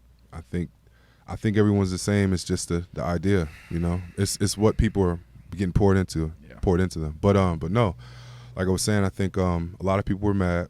A lot of black people in particular were upset that he left Jackson State. But there were a lot of things going on behind the scenes that he spoke on that a lot of people didn't know. And to be honest, Ed Reed caught some heat at one of them too. Ed Reed caught some heat. But the thing I respect about what Ed Reed did is Ed Reed, he had receipts. He actually receipts are proof. He went on Instagram Live and he showed what was going on. And I think that I always believe before you criticize someone, you have to do the work yourself. So before I sit back and try to talk smack about the Union Raiders football organization, which I think is a great organization. But before I would sit back and talk stuff, I have to be boots on the ground and I have to go and try to pour in my knowledge, my help, my time and effort, even if I'm not even a coach. If they just have me there just taping ankles and giving out water, I have to actually be there, boots on the ground, So a lot of people can't speak for what Ed Reed and Deion Sanders did because they were actually there. Deion Sanders spent, I think, 3 years there, and he took Jackson State, right? Yep, Jackson State. He took a struggling program, and I think they went 11-1. They just lost it. They lost their championship, but they went undefeated. You know how much money he brought in, how many celebrities and alumni they had coming back, and now what he's doing at Colorado, took a program that won one game last year, and everybody was criticizing him. Oh, he can't do this, he can't do that. He's bringing his sons there, but his sons are ballers. Travis Hunter, as we all seen, he put the world on notice. He's a baller, but I think there's a lot of kids that he's going to give opportunity to that may have thought that they had to do things a certain way or go a certain route. He's redefining, sports, college sports, as we see it. Isn't it funny that no matter what you do, man, great in life, you're going to get a ton of critique. Absolutely. At every level. Absolutely. He was critiqued when he left Jackson State from one group of people, and then he was critiqued when he went to Colorado, and, he acts like a huge percentage of those players, right? So you can be on whatever side. There's coaches coming out against it. There's other people coming out against it. And it's like, you know what, guys? I don't know. Yeah. Because I'm not there. But what I do know is that dude expects excellence out of his life. Absolutely. Right? Absolutely. And anything less than that from anybody around him that's going to affect him, Gotta go. gotta go. Gotta go. Yeah. So many of us in life are unwilling to do that. Yeah. We're unwilling to send the people. Mm-hmm. We're unwilling to say, you know what, you gotta go. Yeah. And maybe because it comes with the criticism. Yeah. Maybe because it comes with the judgment. Mm-hmm. Am I right? Absolutely. And I love it, man. I mean, he's got guts, man. Yeah, he does. I mean, Right. but he's been high profile for whole years, his whole life. Yep. So he knows what it takes, and he knows, I'm sure, coming from where he's come from in Fort Myers, Florida, he's had the bad people around him. He's also had the good people around him. And he's had the few and far in between where he had to decipher, okay, I need to have you with me, or I don't need to have you around me. And some of those people that he may have had with him that he thought he needed, may have had to send them away. Man, But what about those old haircuts from some of those black dudes that he had at Florida State? You remember that? Like, I don't know if he got that from Lionel. I mean, I love some Lionel Richie, but you go back to Commodores, man, that hairstyle, it's almost like the white dudes with these mullets now. Like, the mullet has come back now. Yeah. Like, the shaved head and it's dropping down the back. But those dudes, man, what the heck type of liquid was dripping off of those curls, man? What was that stuff? You know what I'm talking about? Like, you got cool hair now. But I go back and look at Deion then, and they had all the gold, and it looks like a damn perm, man. I don't know. I don't know. My dad had dreadlocks, so that's why you got them. yeah. So here for the most part, that shared it with me. But yeah. But that I guess Deion hair, listen. was it Jerry curl? I think that's the. I didn't know if I was allowed to say it. I don't know if that's a thing or not, but that's what I know the term was. Yeah, and it's Jerry got curl. that grease or something just coming off of it. It's I don't like sheen it was sprayed and It's bad is what it is. like It the Rick James hair. and Yeah. all that. Yeah. I remember coming to America with Arsenio and Eddie Murphy, Mm-hmm. and I remember that the girl that he's trying to go on a date with, that he's got Yeah. the hots for, What is- I right? can't But remember, remember, yeah. her boyfriend had the same Yeah, he damn had that thing. hair, uh-huh. He'd roll up in that Trans Am commercial. He had the same hair, and it's like, was man, terrible. you're a goofball, dude. It was terrible. You rolling in with that hair, you've already lost. But they thought it was so cool. Hey, that was. I guess can't- that was the mullet. It'll back come in the back. mullet It'll time. come. Oh, It'll yeah. come back. It's kind of the same thing, man. But I see some of those folks. I'm like, what are y'all thinking? Yeah, Man, bad. in high school, I ain't gonna lie, I had a little stash, man. I had the pork chops coming down, had the stash. But I think sometimes that's just giving the middle finger to everybody. Like, hey, I don't care, Individuality. right? I Yeah, don't care. Have to. Where's the dread? Where's that culture come from? Does that come from Bob Marley and those guys, man? Was that a Jamaican thing before it was a U.S. thing? To be honest, I don't know for sure. I mean, I believe it started in like the West Indies, Okay, yep. islands. Probably. Is that like Fiji resonated and all with, those like, stuff and everything, or no? What's the West Indies? So I'm. You're talking about is that the Caribbean stuff? Yeah, and like everything? I'm sorry, yeah, got it. Caribbean. I apologize. Yeah, Yeah, so no, like that's it. Caribbean. So like all the islands and things like that. But more so like just letting your hair just free form. Just letting it go. It started in not started. It came over like in the South, down in Florida. A lot of those guys in the South, they have dreadlocks and things like that. So Do you ever wash it, man? you have to. I don't know, man. I don't have them. I'm No, sitting here asking. That was a great question. This is a great informative day. So yeah, absolutely. I'll give you all the Okay. How do you details. maintain some dreads, man? So one, you have to wash it, but when you wash it, think of it like sounds dumb, but like a mop. So if you take a mop and dip it in water, it's not really going to. It's gonna be funny. Yeah, it's going to be funny. Like, all right, yeah, some water's going to like drip, Yep. but you have to really so I have to like douse my hair, like really like Get it really. soaked. Yeah, like I really have to get it soaked. It's kind of like a sponge in a sense. Okay. Because it has to absorb the water in. Then once you do that, you got to wash it, wash the scalp, but also too like the dreads as well. And then once it's washed, you have to oil it, things like that. Use essential oils, natural oils. They have all kinds of stuff out now. But when you twist it, it's called new growth. So basically, so as you can see, you have the natural dread, but at the root of it, you just grip all the fuzzy hair. Yeah, the new growth. You grip that, and then you twist it. You just Around the dread that's already there? Yep, you just continue to twist it, and just literally you're taking it, just twisting it around, You twist it, and then some people clip it. My hair is long enough to where I can just like plait it together. My wife does my hair too, but she does that. But you just like plait it, and then it stays. You sit under the dryer, and it dries back, and it sticks, and it continues to grow. How old is that hair at the end of the dreads? Let's see, we're in 2013. 12 years. 12 years. It would be longer, but I had clipped it. I cut some of the ends because due to football, some of the ends, they break off. Like they get kind of, I guess you can say they kind of like pull a little bit. So you're in your 30s now.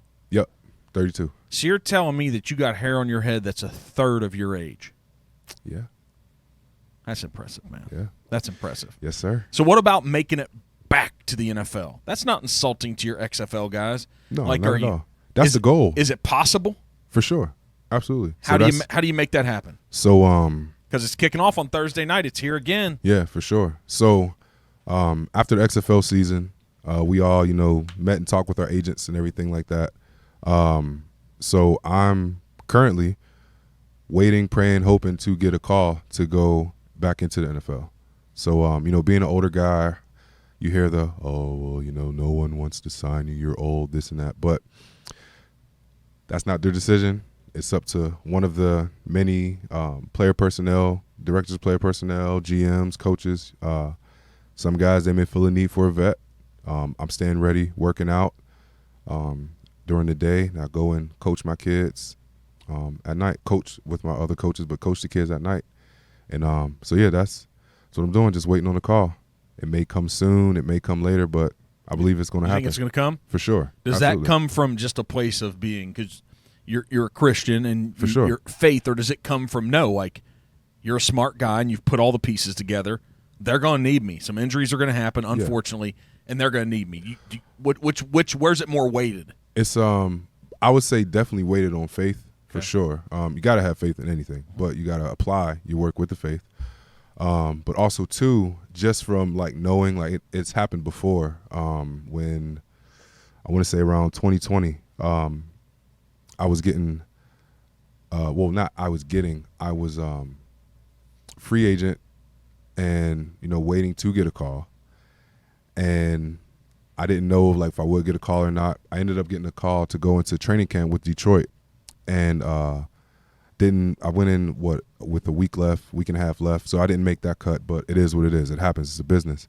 Then after that, I think week 4, week 5, I got called in to go to New Orleans, and I went down there for a few weeks. They got hit with a bunch of injuries, so they had to bring in other guys. I got cut. That was the business. But the reason why I'm so faithful is, one, because of my beliefs, but also, two, I remember I was like stressed. Like a lot of people, they think it's all like sunshine and rainbows, but I was stressed out. Like, man, I'm not getting a call. What's going on? I'm believing what everyone else is saying and all that stuff. You're getting older, you can't do it anymore, all that bull crap. But I remember I was like, I kept it real. I had a real conversation with God. I was like, God, if it's meant for me to retire, let it be, and I'll accept your decision. It's your way. I'll follow your steps. I lied to you not. The next day I got a call that's when I got a call to go to Detroit. I was like, all right, there you go. So, and I believe it was a God thing as well, for sure. I'm one of those people, everything's a God thing. But I believe it was a God thing, but also too, on the other side of that, it's the work that you have to put in. If I get caught out there and I'm not doing what I'm supposed to do, I'm going to get released anyway. So, I have to make sure that I'm keeping my body in tip-top shape, training as if I have a game tomorrow on Thursday, lifting, running, even staying sharp on my mind. And that's what the kids help me do by teaching them. And coming here to like make sure you can still talk a little trash. Yeah, talk a little bit. That mouth's got to be ready. Do some push-ups on the, push-ups on some guys when I get a sack. You know what I mean? But so you got to be ready. Yeah, got to be ready. That's the biggest thing. Got to be ready always. So it's worth it even just to get one more play. For sure, absolutely. I want to get a Super Bowl ring. Who doesn't, Will? Yeah, who doesn't? But I believe it's possible. I want to get a Super Bowl ring. So where do you think you'd have to go this year? Give me the top 5 teams that if you got a call from them, you're like, we got a shot for the Super Bowl. I mean, of course, people are going to say, "Oh, Kansas City, Cincinnati," but it's hard to say because there's a lot of up and coming teams. I mean, I didn't even know half these guys. Man, you're probably not allowed to, but I No. still play in this fantasy league. yeah, Man, I found myself. We did it late last night. yeah. I did It research. is fantasy season. I did research 30 minutes beforehand, and I'm like, who are these guys? Yeah, I mean, maybe I'm just out of touch now, but I'm like, who are these dudes? yeah. There's a lot of new guys. A lot, right? But yeah, I mean, as far as teams, I don't know. I mean, I believe that within the next, I'll say it, the next 2 years, I think Cincinnati's going to bring one here. I think they're definitely going to bring one here. Why? Everyone loves Joe Burrow, but I think it's hard to go against them. They have something really good going on right now. Coach Taylor, what he has going on with the guys, the way I can just. You ever be able to look at something and you can see tell? something because you've been there. That's what I'm asking. Like, why do you know that? Because I see the way the guys play together, on offense, on defense, and just I think like Joe Burrow, he came in as a high profile, quarterback, but there's not really like any like there's superstars on the team, but you don't have that superstar ego guy. You know what I mean? Like they're superstars because of their work that they put in and the way they played. But you don't have that like superstar ego dude on the team. At least I don't believe we do. But with that being said, the way Joe is as a player and his personality, you can't lose with a guy like that. And I think he has that killer instinct. The way that the O-line, the way that those guys go to bat for him, the way the defense plays together, the way they celebrate one another when they make plays. And I still know a few guys that play for them, so like following them on social media, just like the dumb stuff, like going out together. You know what I mean? Like little like birthday parties. You know what I mean? Because Culture's good. Yeah, the culture's good. They have a good culture going on there. So they're getting along. Yeah, they're plus- in it for each other. yeah, and also too, they're talented. Yes, like yes. You have to have the talent as well. I think they're very talented. They're a very talented team. Great coaching staff, and they have a good, supporting fans. But I think they'll bring one in the next 2 years, 3 max. But I see them doing it for sure. Who's a team that you see for all us, football fans this year that you're like, man, they might have something that maybe we don't see? I think. A lot of hype around the Jets. Everybody's talking about their D. Yeah, the Man, Jets. why we overhype people, man? They're talking about they could be they're the next like whatever of doom, and I'm like, come on, y'all, they haven't done it yet. I know they look awesome, but Yeah. they might not gel Yeah. You never know until the live bullets get going. till week 1, baby. Absolutely. I think they do have a chance. I think the Jaguars are an up-and-coming team. And not just because Calvin Ridley's coming back. He's a big part of that. But, the way they finished last year, they've been doing They won a really playoff good. game. Yeah, they won a Right. playoff game. And I think sometimes you just got to taste it a little bit, just to say, all right, we can do this. They got a taste of that playoff win. Now they feel like they can go. So I think I think the Jags are definitely a team there. So AFC's tough. Yeah, AFC's tough. You can never really. They're not. People know about them, but you can't. I would say the 49ers. You can't really count them out. It's going to be exciting to see what Brock Purdy, because he's the starting guy again, right? I think so, man. Yeah. It'll be exciting to see what he does with a full year of health. That was kind of exciting, right? Mm-hmm. To kind of see a guy come out of nowhere. Yeah. And you're like, this is exciting to watch. Absolutely, Right? absolutely. Huh. Who's a guy? You're not out of the league yet, man, so I don't know, man. You get that call again that you say you're going to get. Yeah. You don't want, but who's that guy that you're That like, we say I'm going to get. We got to say it together. well, you're convincing me. You know your skills, right? You know. I'm just saying he's convincing. You're 6'7". What am I going to do? Argue with a 6'7" guy? Come on. No, It's like no, that's no. a little risky, right? Right. But who's the guy that you're like, oh, man, I got to go against him again? Who's that guy that you're like, oh, my God, he was so tough? Who was it? Who was it? So, all right. I don't look at it like that, but I will say a tough challenge. I'll say. Who'd you have to prepare for the best and the most? Well, I'll say this. I remember in 2016 we were playing against the They were the Redskins at the time, but the Commanders, and Trent Williams was still there. Whew. That dude is every bit of good that they say. And they say he lost a step. Nah, not at all. Trent Williams is fast, agile, huge, strong, right? yeah, Huge, big. He's explosive. Like, dude he's nice. I would say him for sure. The good thing is that I was going against Andrew Whitworth in practice a lot. So, shout out to Whit. He's a pro's pro, dude. I'm glad he got his ring and he's getting the recognition that he deserves. But he helped out a lot with that. But Trent Williams for sure, definitely one of the top guys. Did you come out of that dudes. game with a couple extra bruises? No, no, because I knew what it was going in. I was like, I gotta Keep his hands off me. Yeah, Like, what was it? I gotta hit man? him first. I mean, he's still. I'm not gonna sit here and lie to you. He still locked me up a couple times for sure. But, Did you get got? I didn't get got bad. So no, I didn't get got bad. I didn't get pancaked or thrown on the ground or none of that. But there were times when I tried to hit my pass rush move. He just grabbed my shirt and I was like, all right, I'm locked in here. Let me just go ahead and start over next play. Mm-hmm. But yeah, he's definitely a beast. When I'll say a team. Yep. I think maybe the Cowboys. Micah Parsons is. You think so? He's a beast. Maybe, but you never really It's always know. the Cowboys, man. You What never about really Stephen know. A. popping off, how he pops off, man? What do you think when you listen to that guy? Pure entertainment. I love it. He's funny. Stephen A. is one of those guys that I love watching him. Him, Shannon Sharp. I think that was a brilliant move, putting Shannon Sharp with Stephen A. He's got always something to say, doesn't he? Mm-hmm. And he doesn't care. At all. He acts like his opinion is just fact. That's what, and He convinces you that his opinion is fact. doesn't he? Yeah. And anybody that comes on and tries to question him, he just insults them and makes them like think about their own intelligence. Yeah. It's the most fascinating thing. Brings out a word that you've never heard Yes, before. And yes. like, oh, he might be right. He's goofy, man. That guy's good, but he's fun to watch. Absolutely. What's on your mind for 2023? So when you wake up and you're in your private life, and what's on your mind? First thing I think of when I wake up is got to get my kids to school. No, I'm joking. For the rest of the year is working towards like the things I was telling you about. Getting back into the league.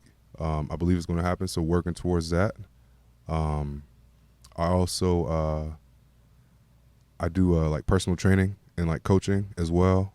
Currently, I'm doing that right now, kind of like on the side, but that's something that I want to go full, like dive into when I actually do hang up the cleats and retire.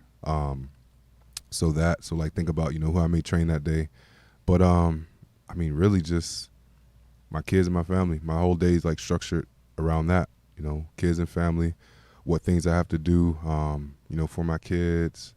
My daughters have been hounding me about getting them Dunkin' Donuts because they opened up a new one by our house. So first thing they talked about this morning, last thing they talked about when I dropped them off at school. So, Make sure you got our donuts when we get back in this car today. For sure. What right. type of donuts? Which ones they like? They like the sprinkles or no? Yeah, the vanilla or was it vanilla or pink frosting with the sprinkles on it, or those little munchkins, the little donut hole things. Small Yeah. ones. So Does Dad slip one every once in a while? for sure. Gotta get my calories in, man. Gotta get the fuel before the workout. I'll burn it off later, The what do you do for? There's this new world of hydration. Mm-hmm. I learned something last week. I won't plug a brand, but some guys were in here that have a hydration brand, and they had a good friend who they went to high school with who ended up in the NFL.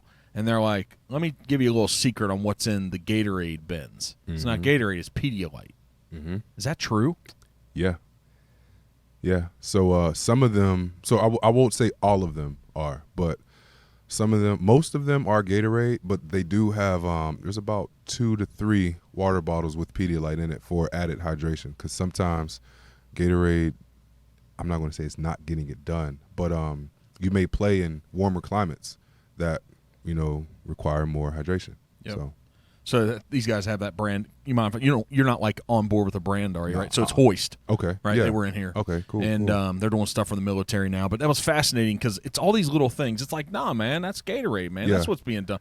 But so, do you know as a player when it's time, or does the training staff really help with that? Like, is it more water today? Is it more hydration? Is it Gatorade? Do you know?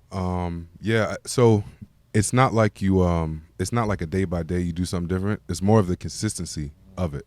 But to answer your question, yes, the training staff, they do a great job. So like anytime we would travel to, I'll say for example, when I played in Cincinnati, anytime we traveled to Florida or California or Texas, they did a great job of making sure that we had our normal hydration plan, but also too, here's some extra options. When I played in Tampa, they had it already there. Like, all right, do these, eat these different foods, things like that can help limit cramping and things like that.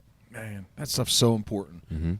The nuance of, I guess it's knowing, and too, like, they say you got to know your product. Yeah, for sure. Right? So as a coach, I don't know if that's knowing the players, if that's knowing the plays, if that's knowing what our strategy is going to be today, what our defense is going to be. It's probably just getting the kids to line up right and stuff, right? But Sometimes. but knowing your product as a elite athlete, Mm-hmm. what was that? What was knowing your product?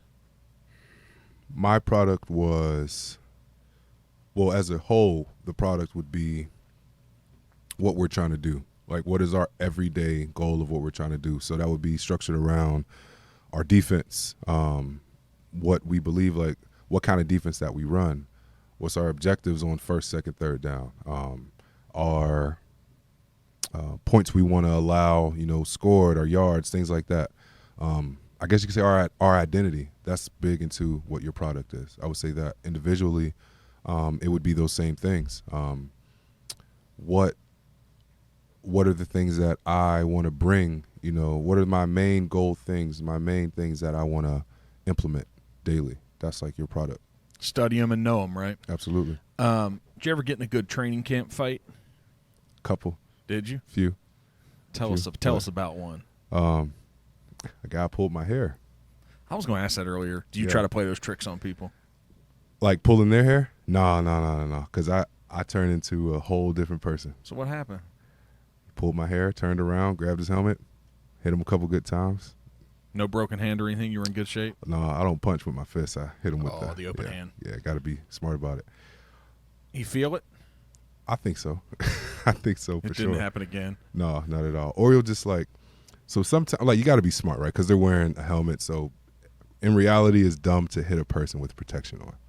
So sometimes I'll just. You just clenched your fist. I'll just grab their face mask. Well, that's because I'm envisioning, right? That's what I'm saying. I'll just grab their face mask and pull them down and tell them some positive things in their ear, some motivational things. Like? And then, just tell them not to do it again and things like that. And you just hold them like a little extra, like they're trying to get away.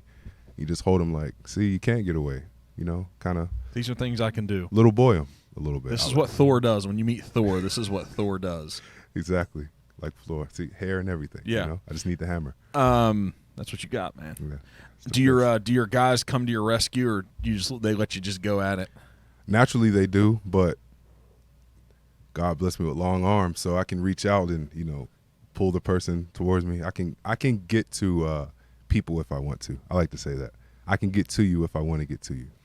What are you going to do with this competitive spirit once you have to hang the cleats up? What are you going to do with that? Probably continue to coach, pour into the youth. I don't really know about. Well, I can never say never, right? Never want to say that, but I don't know about coaching on the pro level or college. But I'll say probably just pour into the middle school youth sports. It's easy because my kids cheer as well for the same organization, so they're already there. So it's easy for me. I'm not spending time away from them. Probably just coaching, getting to something sports related where I can, have that there because it's always going to be there. If not, you can't get rid of it. Yeah, I'll just make people mad because I'll be competitive at everything and everything in life. Like who drinks the water fast or something, I'm just saying, you got to find something, man. Right? I wasn't even thinking of. I know, but I'm like, what's the most simple thing, and that's it. So your 3 kids, boys or girls? 2 girls and 1 boy. Okay. Mm-hmm. All right, so you're a girl dad. Yeah. What's that all about? It's fun, man. Being a girl dad is fun. My oldest, so my kids' names are Mina, Marley, and Little Will. So my oldest, Mina, she's 8. It's funny because she's kind of like our most athletic kid, like sports wise. She do all kind of like crazy stuff. So it's fun. And then she's like our more tough kid.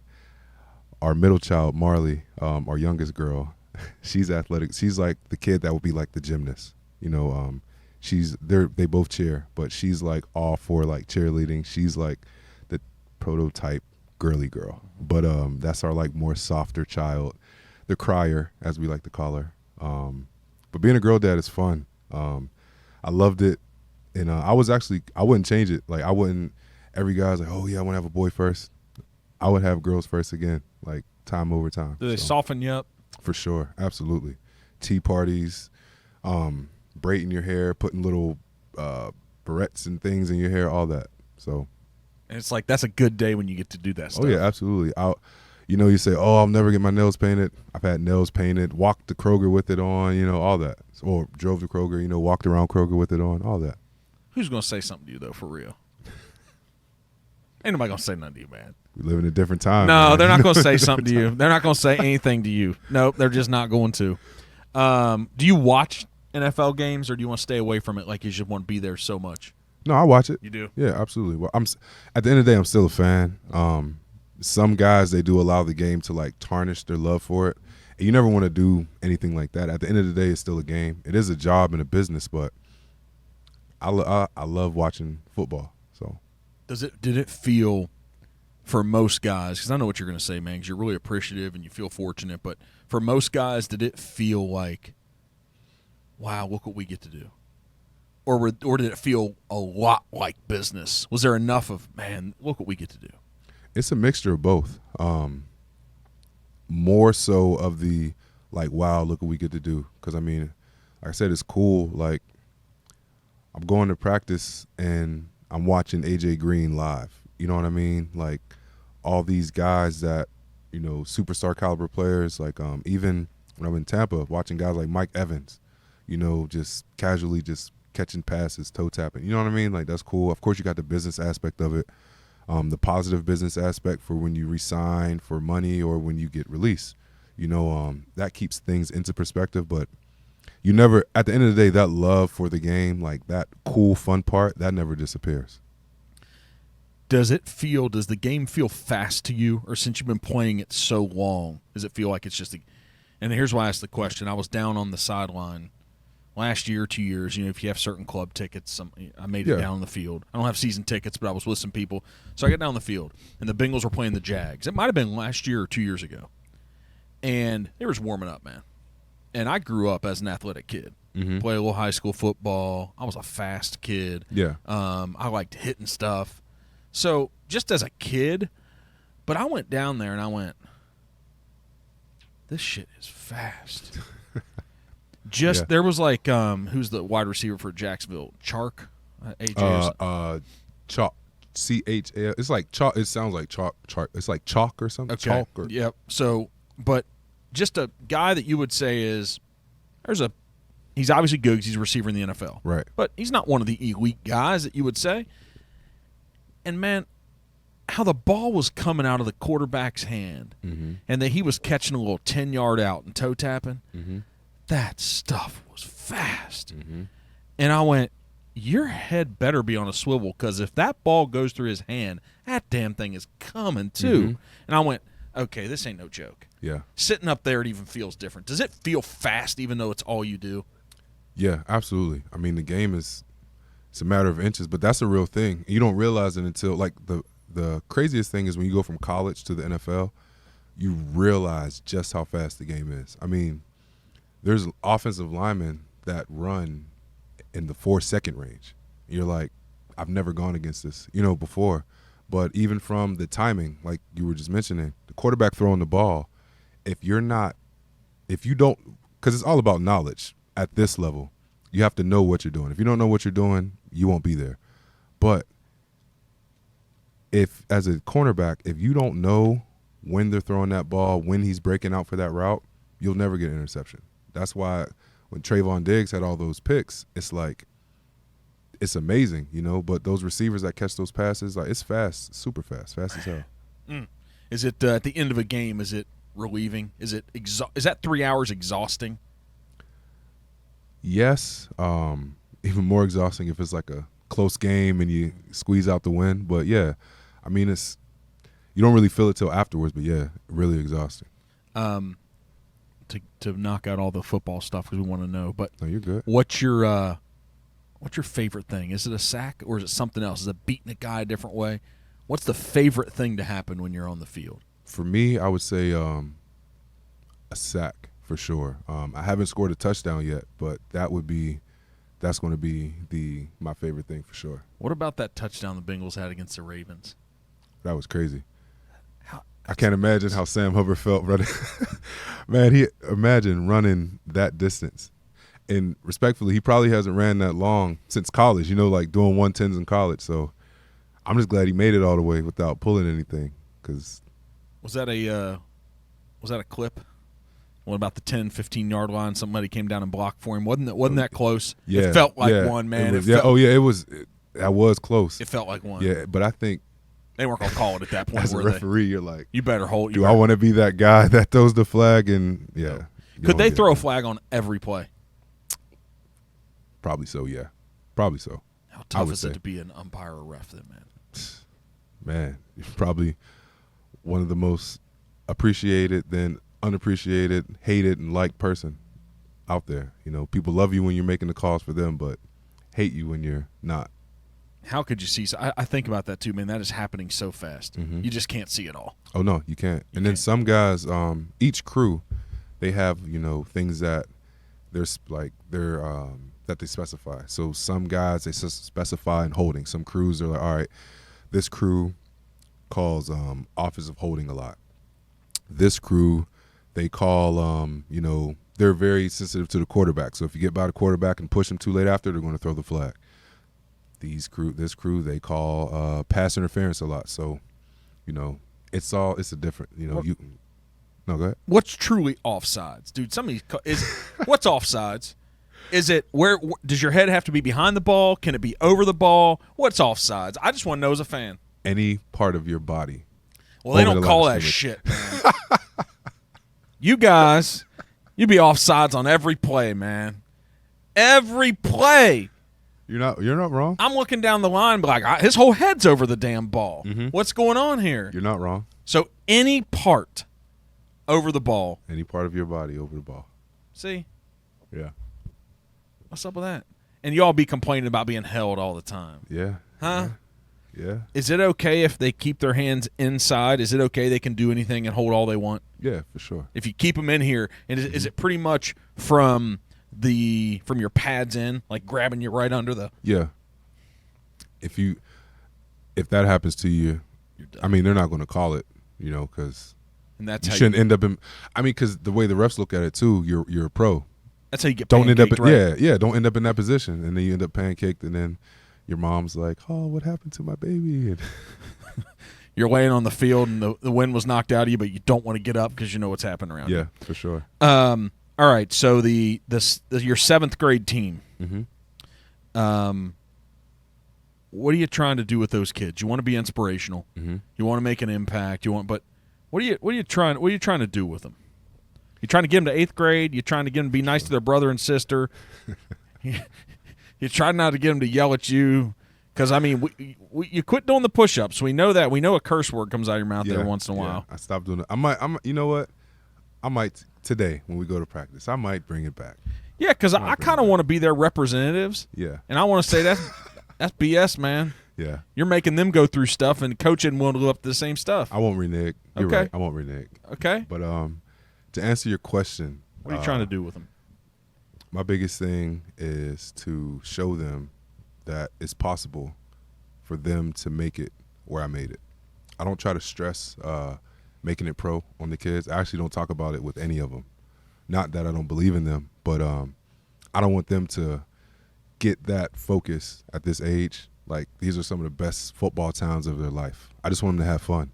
But my biggest thing is for them to see that as possible. One, see that it's possible to make it to the NFL.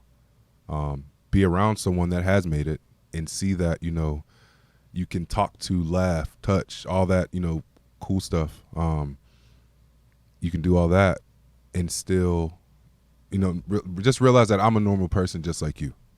And through hard work, you know, blessings and, you know, having luck on your side, you can make it.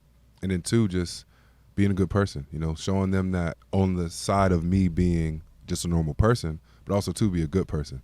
There's a big stereotype that a lot of professional athletes are a-holes, you know, and I want to try to defy that, you know, and hopefully not just myself, but other guys that are pros do the same thing. Are they? Some are, but not all of them. Just like humans? Yeah, just humans. Yeah. It's funny. Two guys that probably get a bad rap, Pac-Man Jones and Vontaze Burfict, hands down probably two of the coolest guys ever. It's just they're very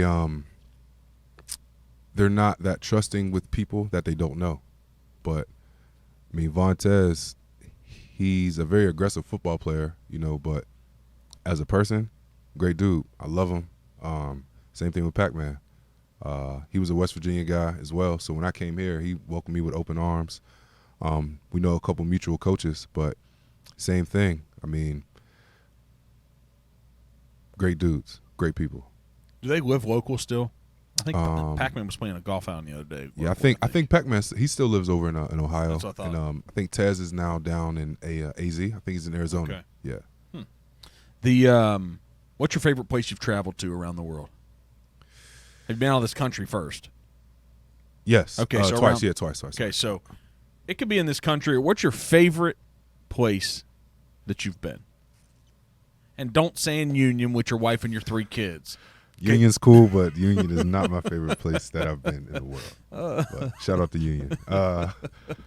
I would say, and the Dunkin' Donuts in Union. Yeah, that's what you're talking with sprinkles. Right. Man, they got to give me at least a dozen. You know what I mean? From this, at least something. Yeah. But no.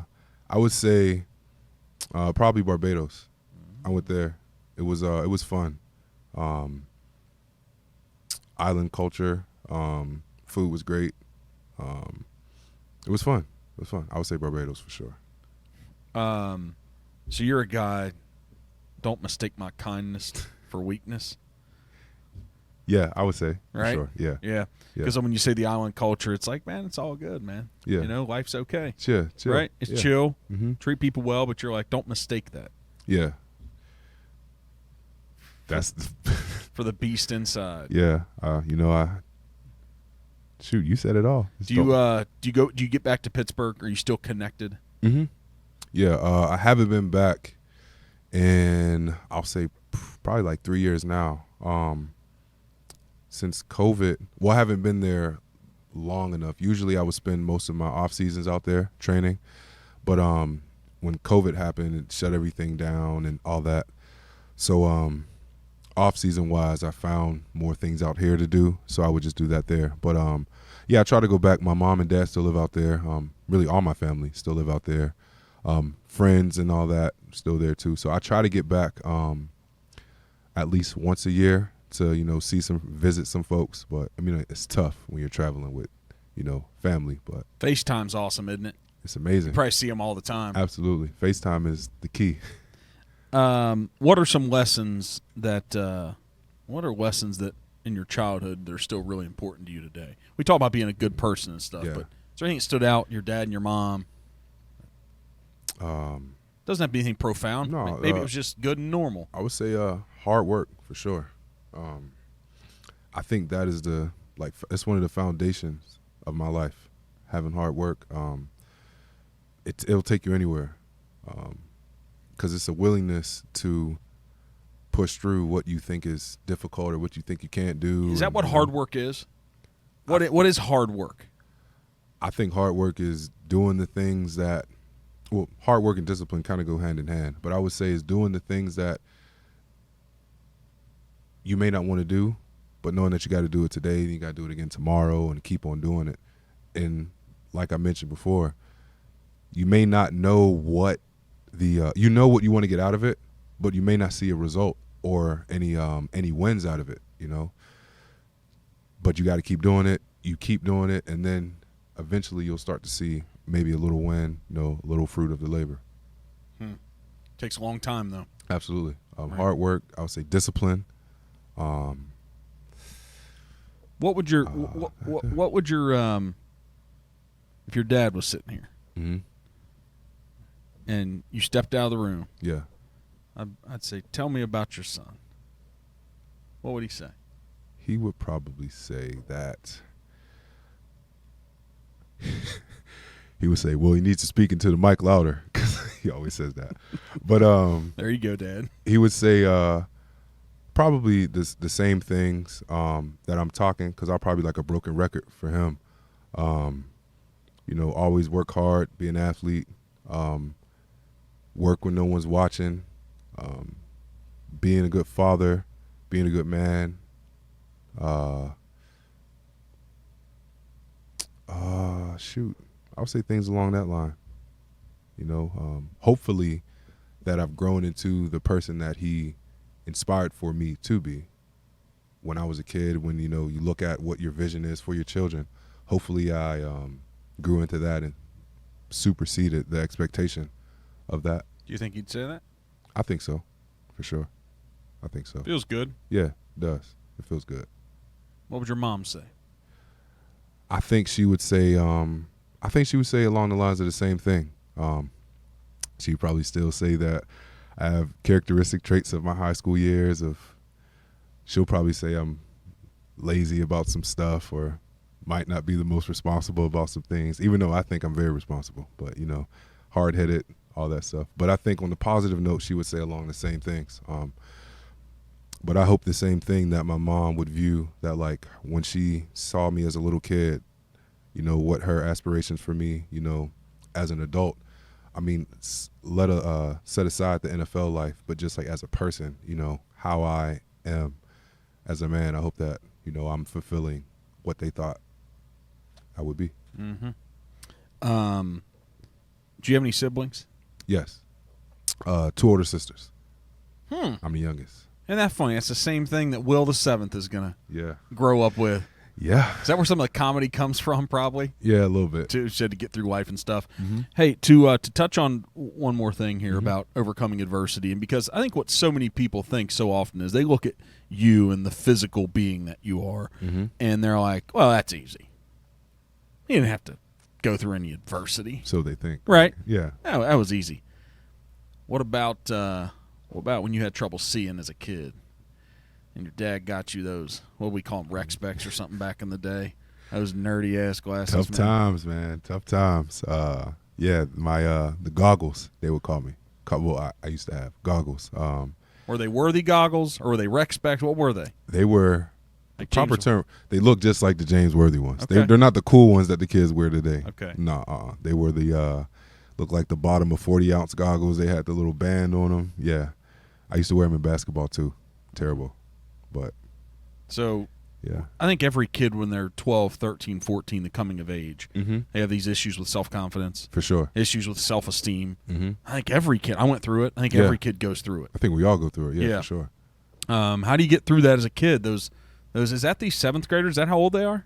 7th, 8th graders? Yeah. 7th, 8th graders. Yeah, some of them are just hitting puberty if they're not already in it.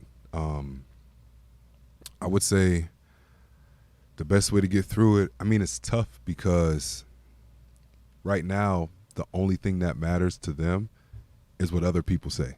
You find a very few kids that are like, I don't give a damn what you say about me, and most of them are females. The girls don't care. Some guys a little bit, but I think at this age everyone cares about what the other person says about them, and it drives their whole look, their culture, the clothes they buy, clothes they wear, things like that. So it's kind of hard to decipher, if there's anything you can really do. Was it important for your mom, because the story was that your dad got you those, and you're like, man, I'm going to go to mom to get me contact lenses, and she didn't budge, right? No, she didn't. My dad was like, you're going to wear these. He actually wore some. But my dad wanted to implement, like, his big thing is it's not about looking cool. Like he used to call it looking cute. You don't want to go out there and look cute and play bad. You know, if you're what we call now swag, but he didn't say swag. But if your swag is trash, but your play is like on point, that's what people are going to remember you from. And that's another thing he implemented in me, and I use that to this day. But that's something that I learned, you know, and it helped me focus because I wasn't worried about, how I look, because I knew I had respect, so I already knew I looked trash. I already knew I looked bad, so now I just had to go out there and look good. So now instead of the kids talking about me, you're getting bombed on by the kid wearing rec specs. So now people are talking about you. So Your play. Yeah, exactly. Yeah. So maybe you just have to stick with kids through it, right? They're going to go through it. Yeah. They're all going to have the coming of age. Just be there for them. Yeah. Without bailing them out, right? Yeah, and that's the hardest part. You can't bail them out. So that can be hard as a parent for you. Yeah, absolutely. You got to let your kids go through the lumps in life. And, I see it with the 7th graders, you know. Some of them are cooler or more reserved. Some of them are cooler than others. Some are more reserved than others. You know, in any group you can find the popular kids and all that. You find the kids that maybe aren't so popular, but you just give them little nuggets here and there. You know, that's what I try to do. Try to give kids little nuggets, little, you know, words of advice for them to live by. And you just got to let it play out, you know. Like, don't let them fall off the ledge. Grab them when they're jumping, but pull them back, you know. But you got to let them walk the tightrope. Do you read? Yes. You do? Yes. All right, give us some book knowledge, recent book knowledge. Current. Is there a favorite book you had? Something you're reading now? I got a few. I just started this book called it's 365 Days of like Self-Discipline. I have a Kindle on me, actually. I carry that with me. I try to read a lot just because I hated reading as I was a kid. I don't know if they had it around this area, but Pizza Hut used to do the personal pan pizzas when you read. Yeah. I'm older now and I'm out of school. I cheated every single book. Every single book. Got to the end. How'd you cheat? I would read like the first page, the middle page, and the end page, and look at the back. Like, I want that pizza. I just made up, and that showed me that the teachers, shout out to the teachers, but at least the teachers in Pittsburgh that I had in elementary school, they weren't really watching. They weren't paying attention. They weren't paying attention, so I like cheated all the way through. But I started to, you know, with social media, all these different things and avenues of, you know, life. When I started going through my, I'll say, transgressions with football, you know, being released and, you know, different things like that, I started thinking about life after, so what I wanted to do. So, like real estate was one thing, wanted to dabble in that. I haven't yet, but just reading on it, learning about it, and start to learn about those like self-help books. That's a tongue twister. But books like that, and then The Secret and all this stuff. stuff. Yeah, all that stuff. You know, even like Rich Dad, Poor Dads of the That's world. a legit and book, man. Absolutely. You know. Richest Man in Babylon. One of my friends suggested that book to me. But yeah, I would say the 365 Days of Self-Discipline. That's one that I just started. I started yesterday, so I'm on day 2 of that. And then, but that's a short one. It's like you do what it is for the day. But there's a book that I've been reading. It's called The Good News About Things That Are Bad for You and the Bad News About Things That Are Good for You. It's kind of it's not. I'm halfway through it, but I wouldn't say it's really like one of those books. Profound book or something. Yeah, it's just basically telling you about things. Like it talks about like something as simple as like TV. So there's this like stigma about like if you watch too much TV, you know, they call it idiot box and all that stuff. But it talks about, you know, if you watch TV, like how bad it actually is for you. Sometimes you can gain more, you know, knowledge and things like that. It talks about a lot of stuff, but different perspectives on things. Absolutely. Yeah. Absolutely.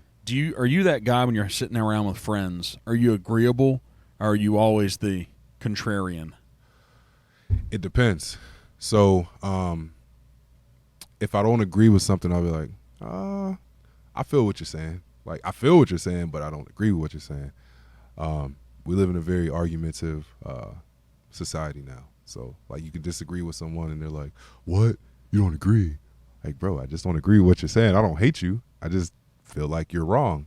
But Well, I'm sorry, that was wrong. Not that I feel like you're wrong. I just don't agree with what, I feel differently about what you're saying.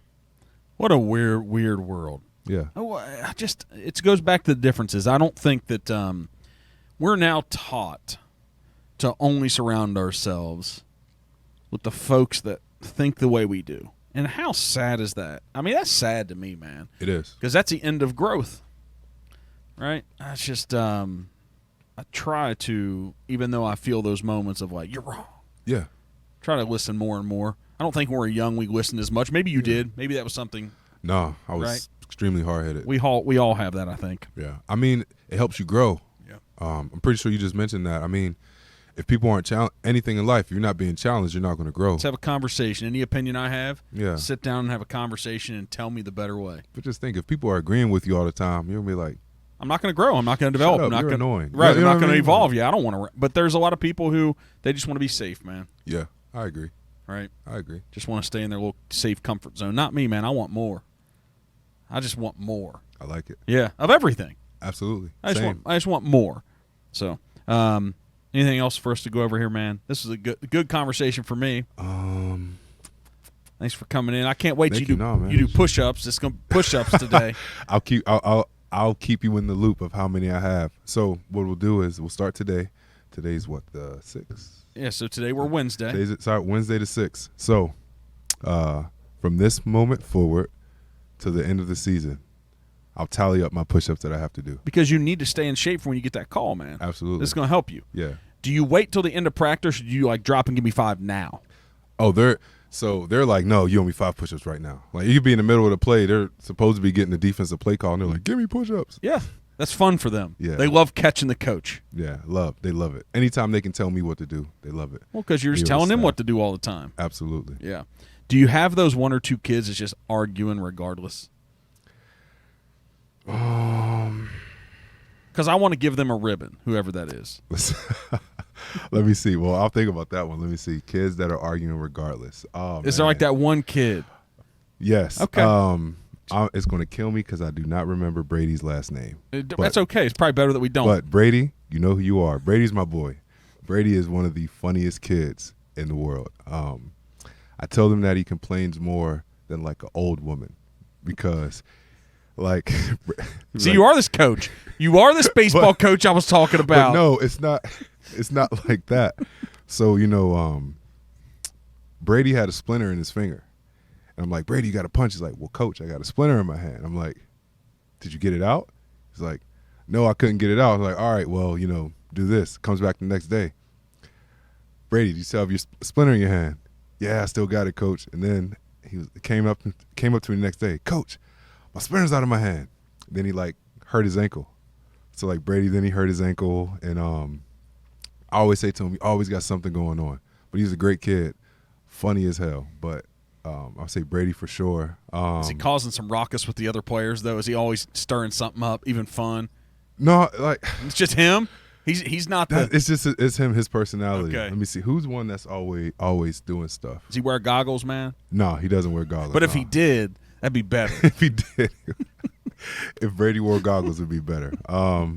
We have all the kids are good kids, man. None of them really like I don't believe start it. trouble. No, they are. It. I'm trying to think. I come to practice, I'd be like, "There's the one." But then that one, what happens is though that one might be the one who massively achieves something in life. Yeah, absolutely. Like even though as adults we don't like them questioning us. Yeah. But that might be the kid. Mm-hmm. That might be the one that's but always. They need to. Yeah, that's curious. Yeah. That's questioning. And you know what? If I'm not good enough to sit down and explain to them why sometimes, then maybe I'm not in the right position either. Right. Right? Yeah, and I think we have to get away, and I know this is kind of off topic a little bit, but I think as adults and just society, we have to get away from like the old school mentality of like silencing the kids and shutting them up. Just because. Yeah, like just because like, oh, you're a kid, stay in a kid's place. Like there may be a time and place for that, but disrespect. Yeah, like but everything isn't disrespect. If a kid is really questioning a questionable situation, you can't just tell them shut up just because you're an adult and they're a kid, because then you're going to create problems for them as they grow older. Oh, I wasn't able to talk when I was a kid, so now I don't voice my opinion. I think that kids need to speak. There was something, I don't know if it was on Twitter or it's on Instagram or where it was, or it's YouTube Reel, but something that as an adult, most of us look at kids. There was this kid that people fit these stereotypes. He was a white kid with long red hair, had baggy pants on, had a long shirt pulled down a little bit further, and it's like that guy is telling society something about his life. He's telling society, like, I don't care about any of y'all's rules. But he stood up, and there was this lazy, overweight teacher just sitting at her desk. I don't know if you guys have seen this. Yeah, I seen that. I remember. Man, and I went, that's borderline disrespect, but that kid's got some points. And he's like, if you want us to learn, then you got to stand up here and teach us something. Absolutely. Right? And he said, and she's like, you need to go to the principal's. And he's like, I'm not done talking. And I went, wow. And that was such a fine line of, it felt uncomfortable, but then I went, man, that kid's probably got some points because there was passion behind it. Yeah. You remember seeing it. Absolutely. And then you have to ask yourself, is it really disrespect? I felt like it didn't feel like it was. Yeah, and because like it's like she was disrespecting the kids. Yeah, because he had a point when he said about, you're sitting there just giving us work, giving us sheets of work and telling us to do our work, and then you're grading us off of that, but you're not teaching us anything. It was so good, man. Yeah, I think he had a point there, and so that's a prime example, right? And I remember, and there's these things that stand out. I'm glad that you watched that one too. But I want you, after we wrap up here, man, I want you to watch that coach. We'll watch it when we get done. We'll watch it together, yeah. Dude, it's almost like he's not saying that, but I'm just sitting here laughing. Yeah. It's so good, man. Yeah. Maybe you can take one of those to practice today. Yeah, but maybe we'll take it to practice. Yeah, we'll take it to practice. It'll be fun.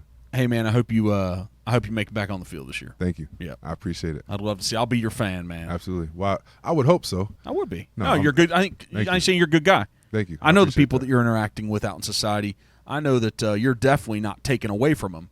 The only shot you're adding to them and giving them something extra. So I appreciate that. We need more Wills. Thank you. Yeah, man. Hey, you earn it. It's what you do every day. And so I'm pretty confident that I think I know what your kids are going to look like in 20 years and 30 years. They can always go astray. We know those kids, unfortunately, that come from good families that were raised right that just go the wrong way. But I'm pretty confident that there's a very large percentage that you're three. They're going to be contributors to society. That's the goal. That's what I hope. Yeah. That's what I hope. Yeah. And we can see the people who come before, they leave, I've been saying this a lot, but they leave footprints, man. They leave footprints that we can all the path it's been paved, it's been cleared. Yeah. Just, come on, kids. Yeah. Let's go. Yeah. Like, I'm gonna show you the right way to do it, just like your parents did for you. Absolutely. Right? And I bet they're so proud of what you've done for your wife. I bet that you live in a nicer home now, way nicer than you did growing up. For sure. Guarantee it, right? Absolutely. Live in a totally different neighborhood. Not that tough, but you leveled up, man. Yeah. And I bet that's not insulting where you came from. Your parents are proud. Absolutely. Proud. Yeah. Like, man, that's what we fought for. That's what we worked so hard for him to go do it. Just wait to see what these little Will kids do, man. Just little Will kids. What would your wife say about you? Can we go there? Can we wrap up with that? Oh, yeah. And you just tell her, honey, just go to the end. It's funny because we literally had a conversation yesterday we were sitting on the couch talking about what things I take serious. And she was like, you don't take anything serious until you get mad. Then when I'm mad, everything is serious. So I think she's right. I think she's right. She would say I don't take anything serious. Because I feel like that's boring. Like walking around just, I'm mad. We're not mad, angry, but hey, don't play like that. Don't do that. I'm a big kid. I'm a kid at heart. So it's probably why I'm probably gonna be coaching middle school football for the rest of my life. But those kids need fun coaches, man. Yeah, they need fun coaches. Is that why your mom would probably still say he's a little lazy and all that and stuff? Yeah. Do you think that's where that comes from? That in a matter of, my mom is my mom. She wants me to do things when she wants me to do them. But, sometimes I'm like, I got you, Mom. I'll do it. And then I just forget. You got a lot of stuff going on, Sometimes you forget. So was that conversation on the couch the beginning of a critique? It was going that way, but thankfully we were able to, turn it off to the other way. But no, it was good though. It finished off a good conversation. But yeah, she was saying how I don't take things like serious all the time, and she's true. It's very true. Like I know Travis Conner, our head coach for our 7th and 8th grade team, there's been times that before the games they're doing like pregame stuff and everybody's like, serious and all that, and like I'm walking around, you know how like you hold your fingers together like that to the kids or like doing like that, and they look and I come up and like smack them in the back of the neck. Yep. And then I'm like, hey guys, pay attention. Like, but like Travis, he sees that I'm doing it, but like, he's not. Is he the serious one? Is he the guy? Have you seen also the video of the guy that says, hey, your dad may have told you today that everyone's a winner? Have you seen that? I have not. If your dad is one of the ones that tells you, even if you lose, you're a winner, he's a loser. And I went, oh, shit. No. That's really a coach. And those kids are like, he just called my dad a loser. And he's like, yeah. If he says anything else is important but winning today, it's not about having fun. It's about winning. He's a loser. And I went, oh, man, you got to watch that one too. We'll watch both of them. But no, I haven't seen that one. But no, Travis, he plays both sides really good. Like, he knows when to be serious, and he also knows when to like joke around. Game days, he's usually more serious. Yeah, serious. A 7th grade game. It's all no, like, life and death shit. No. He just wants the kids to pay attention because you know how it is. 7th grade kids, their attention span is like 15 seconds. But every once in a while, you get that real serious kid. Oh yeah, that kid who's at running back and he just breaks those 50-yarders to the sideline and just goes right. Mm-hmm. Every once in a while, you see that kid. Yeah, like, oh, that kid, he's got a beast inside of him. We got one of those. Ryan Geiger.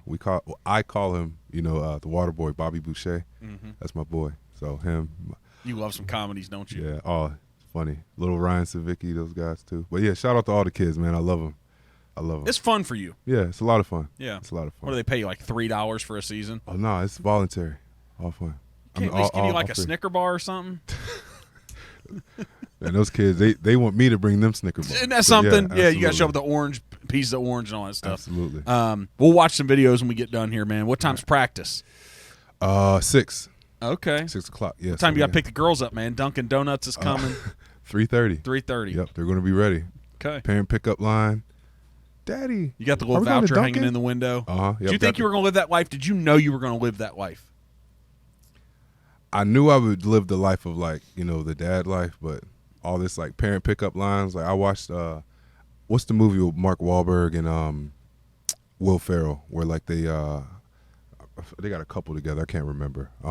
Tell us the scenario. Were they fighting over the pickup line? Yeah, it's like the pickup line. I think it's like when it's like they have 2 or 3 of them of the movies now. But Mark Wahlberg, he comes in and like Will Ferrell's like the corny dad, like he's hopefully I'm not explaining myself, but he's like picking up the kids from school and like he's waiting in the parent pickup line and all that. Well, Mark Wahlberg, he comes in and he like I'm pretty sure he like skips the line and all that stuff. So you're pretty much identifying as Will Ferrell here. Little bit. And you're saying you see some Mark Wahlbergs. Yeah, a little bit. That's what's happening here. But yeah, he but now where's I going with that? Well, we're saying, I said, do you think you were going to live that life? Oh yeah, no. I didn't know about the parent pickup line. No, I didn't know that was a real thing. We just walked outside. Mom and dad's there. Wave. All right, we're gone. Is there rules to this thing? It's unspoken rules. There's a couple, and I'm sure everyone that listens to this that has a child, you'll know parent pickup line, drop off and pickup can get serious. There's a few cars that you see, you're like, oh, they're here, or they're in front of me, or you may get in front of them like, oh yeah, that's why I got the parking spot before you. Some parents, unfortunately, are like that. Is it those people that get there 2 hours early? That's a real thing. That is a real thing. I don't understand it, but like, let's see. About now. In about an hour and a half. So school gets out at 3:30. There will be parents there probably about like 2:40. 50 minutes early. Mm-hmm. Some of them. What would happen? I know some of them know. So, but what would happen if you just went up and pulled in front of them, in front of the first spot? What would happen? I don't know if they would say anything to me, but they definitely would make a remark, or they would hate me probably for the rest of the year. Yeah. So, I mean. What if you got out and started doing push-ups, though, right when you did it? Look at this meathead football player. They're all a-holes. It's like you got a sack. Yeah. Hey, thanks for holding the line for me. Mm-hmm. Thanks for holding it so I could be in front. I just got to do some push-ups now. Yeah. Oh, they would be pissed. They would be pissed. I would say I'll try that, but no, I don't want to. I don't want to be the social experiment that gets everybody hating me at schools and union. That could be the next TikTok thing, though, man. I should do that like a trend. That's all I'm saying. Just jipping parents in the pickup line. And then get out and do push-ups. Yeah. I might do. See, we might be on to something. I might do that. This could be I might funny. do that. All right, man. Thank you for coming in. Thank you for having me. Seriously, I hope you get on the field. I'll be excited for you. I appreciate it. I don't know how I would know, but I guess we'll find out. I'll let you know. Shoot you a message. Yeah, shoot us a message. Say, man, I got the call. Absolutely. That'd be exciting, man. And then hope the kids have a good rest of the year. Thank you. Right? Thank you. And I hope you don't have too many more of those conversations on the sofa the rest of the year. Hopefully. Okay. Hopefully I get a call and I'm gone. I don't have to worry about it. Happen over FaceTime. All right, man. Appreciate it. Thanks for coming in. Absolutely. Thank you. Read some books. 365 Days of Discipline. That's the one you're on. Uh-huh. And carry the Kindle around so you can listen to an Audible or whatever it is, the Kindle stuff. Absolutely. All right, man. Appreciate you. Thank you. All right.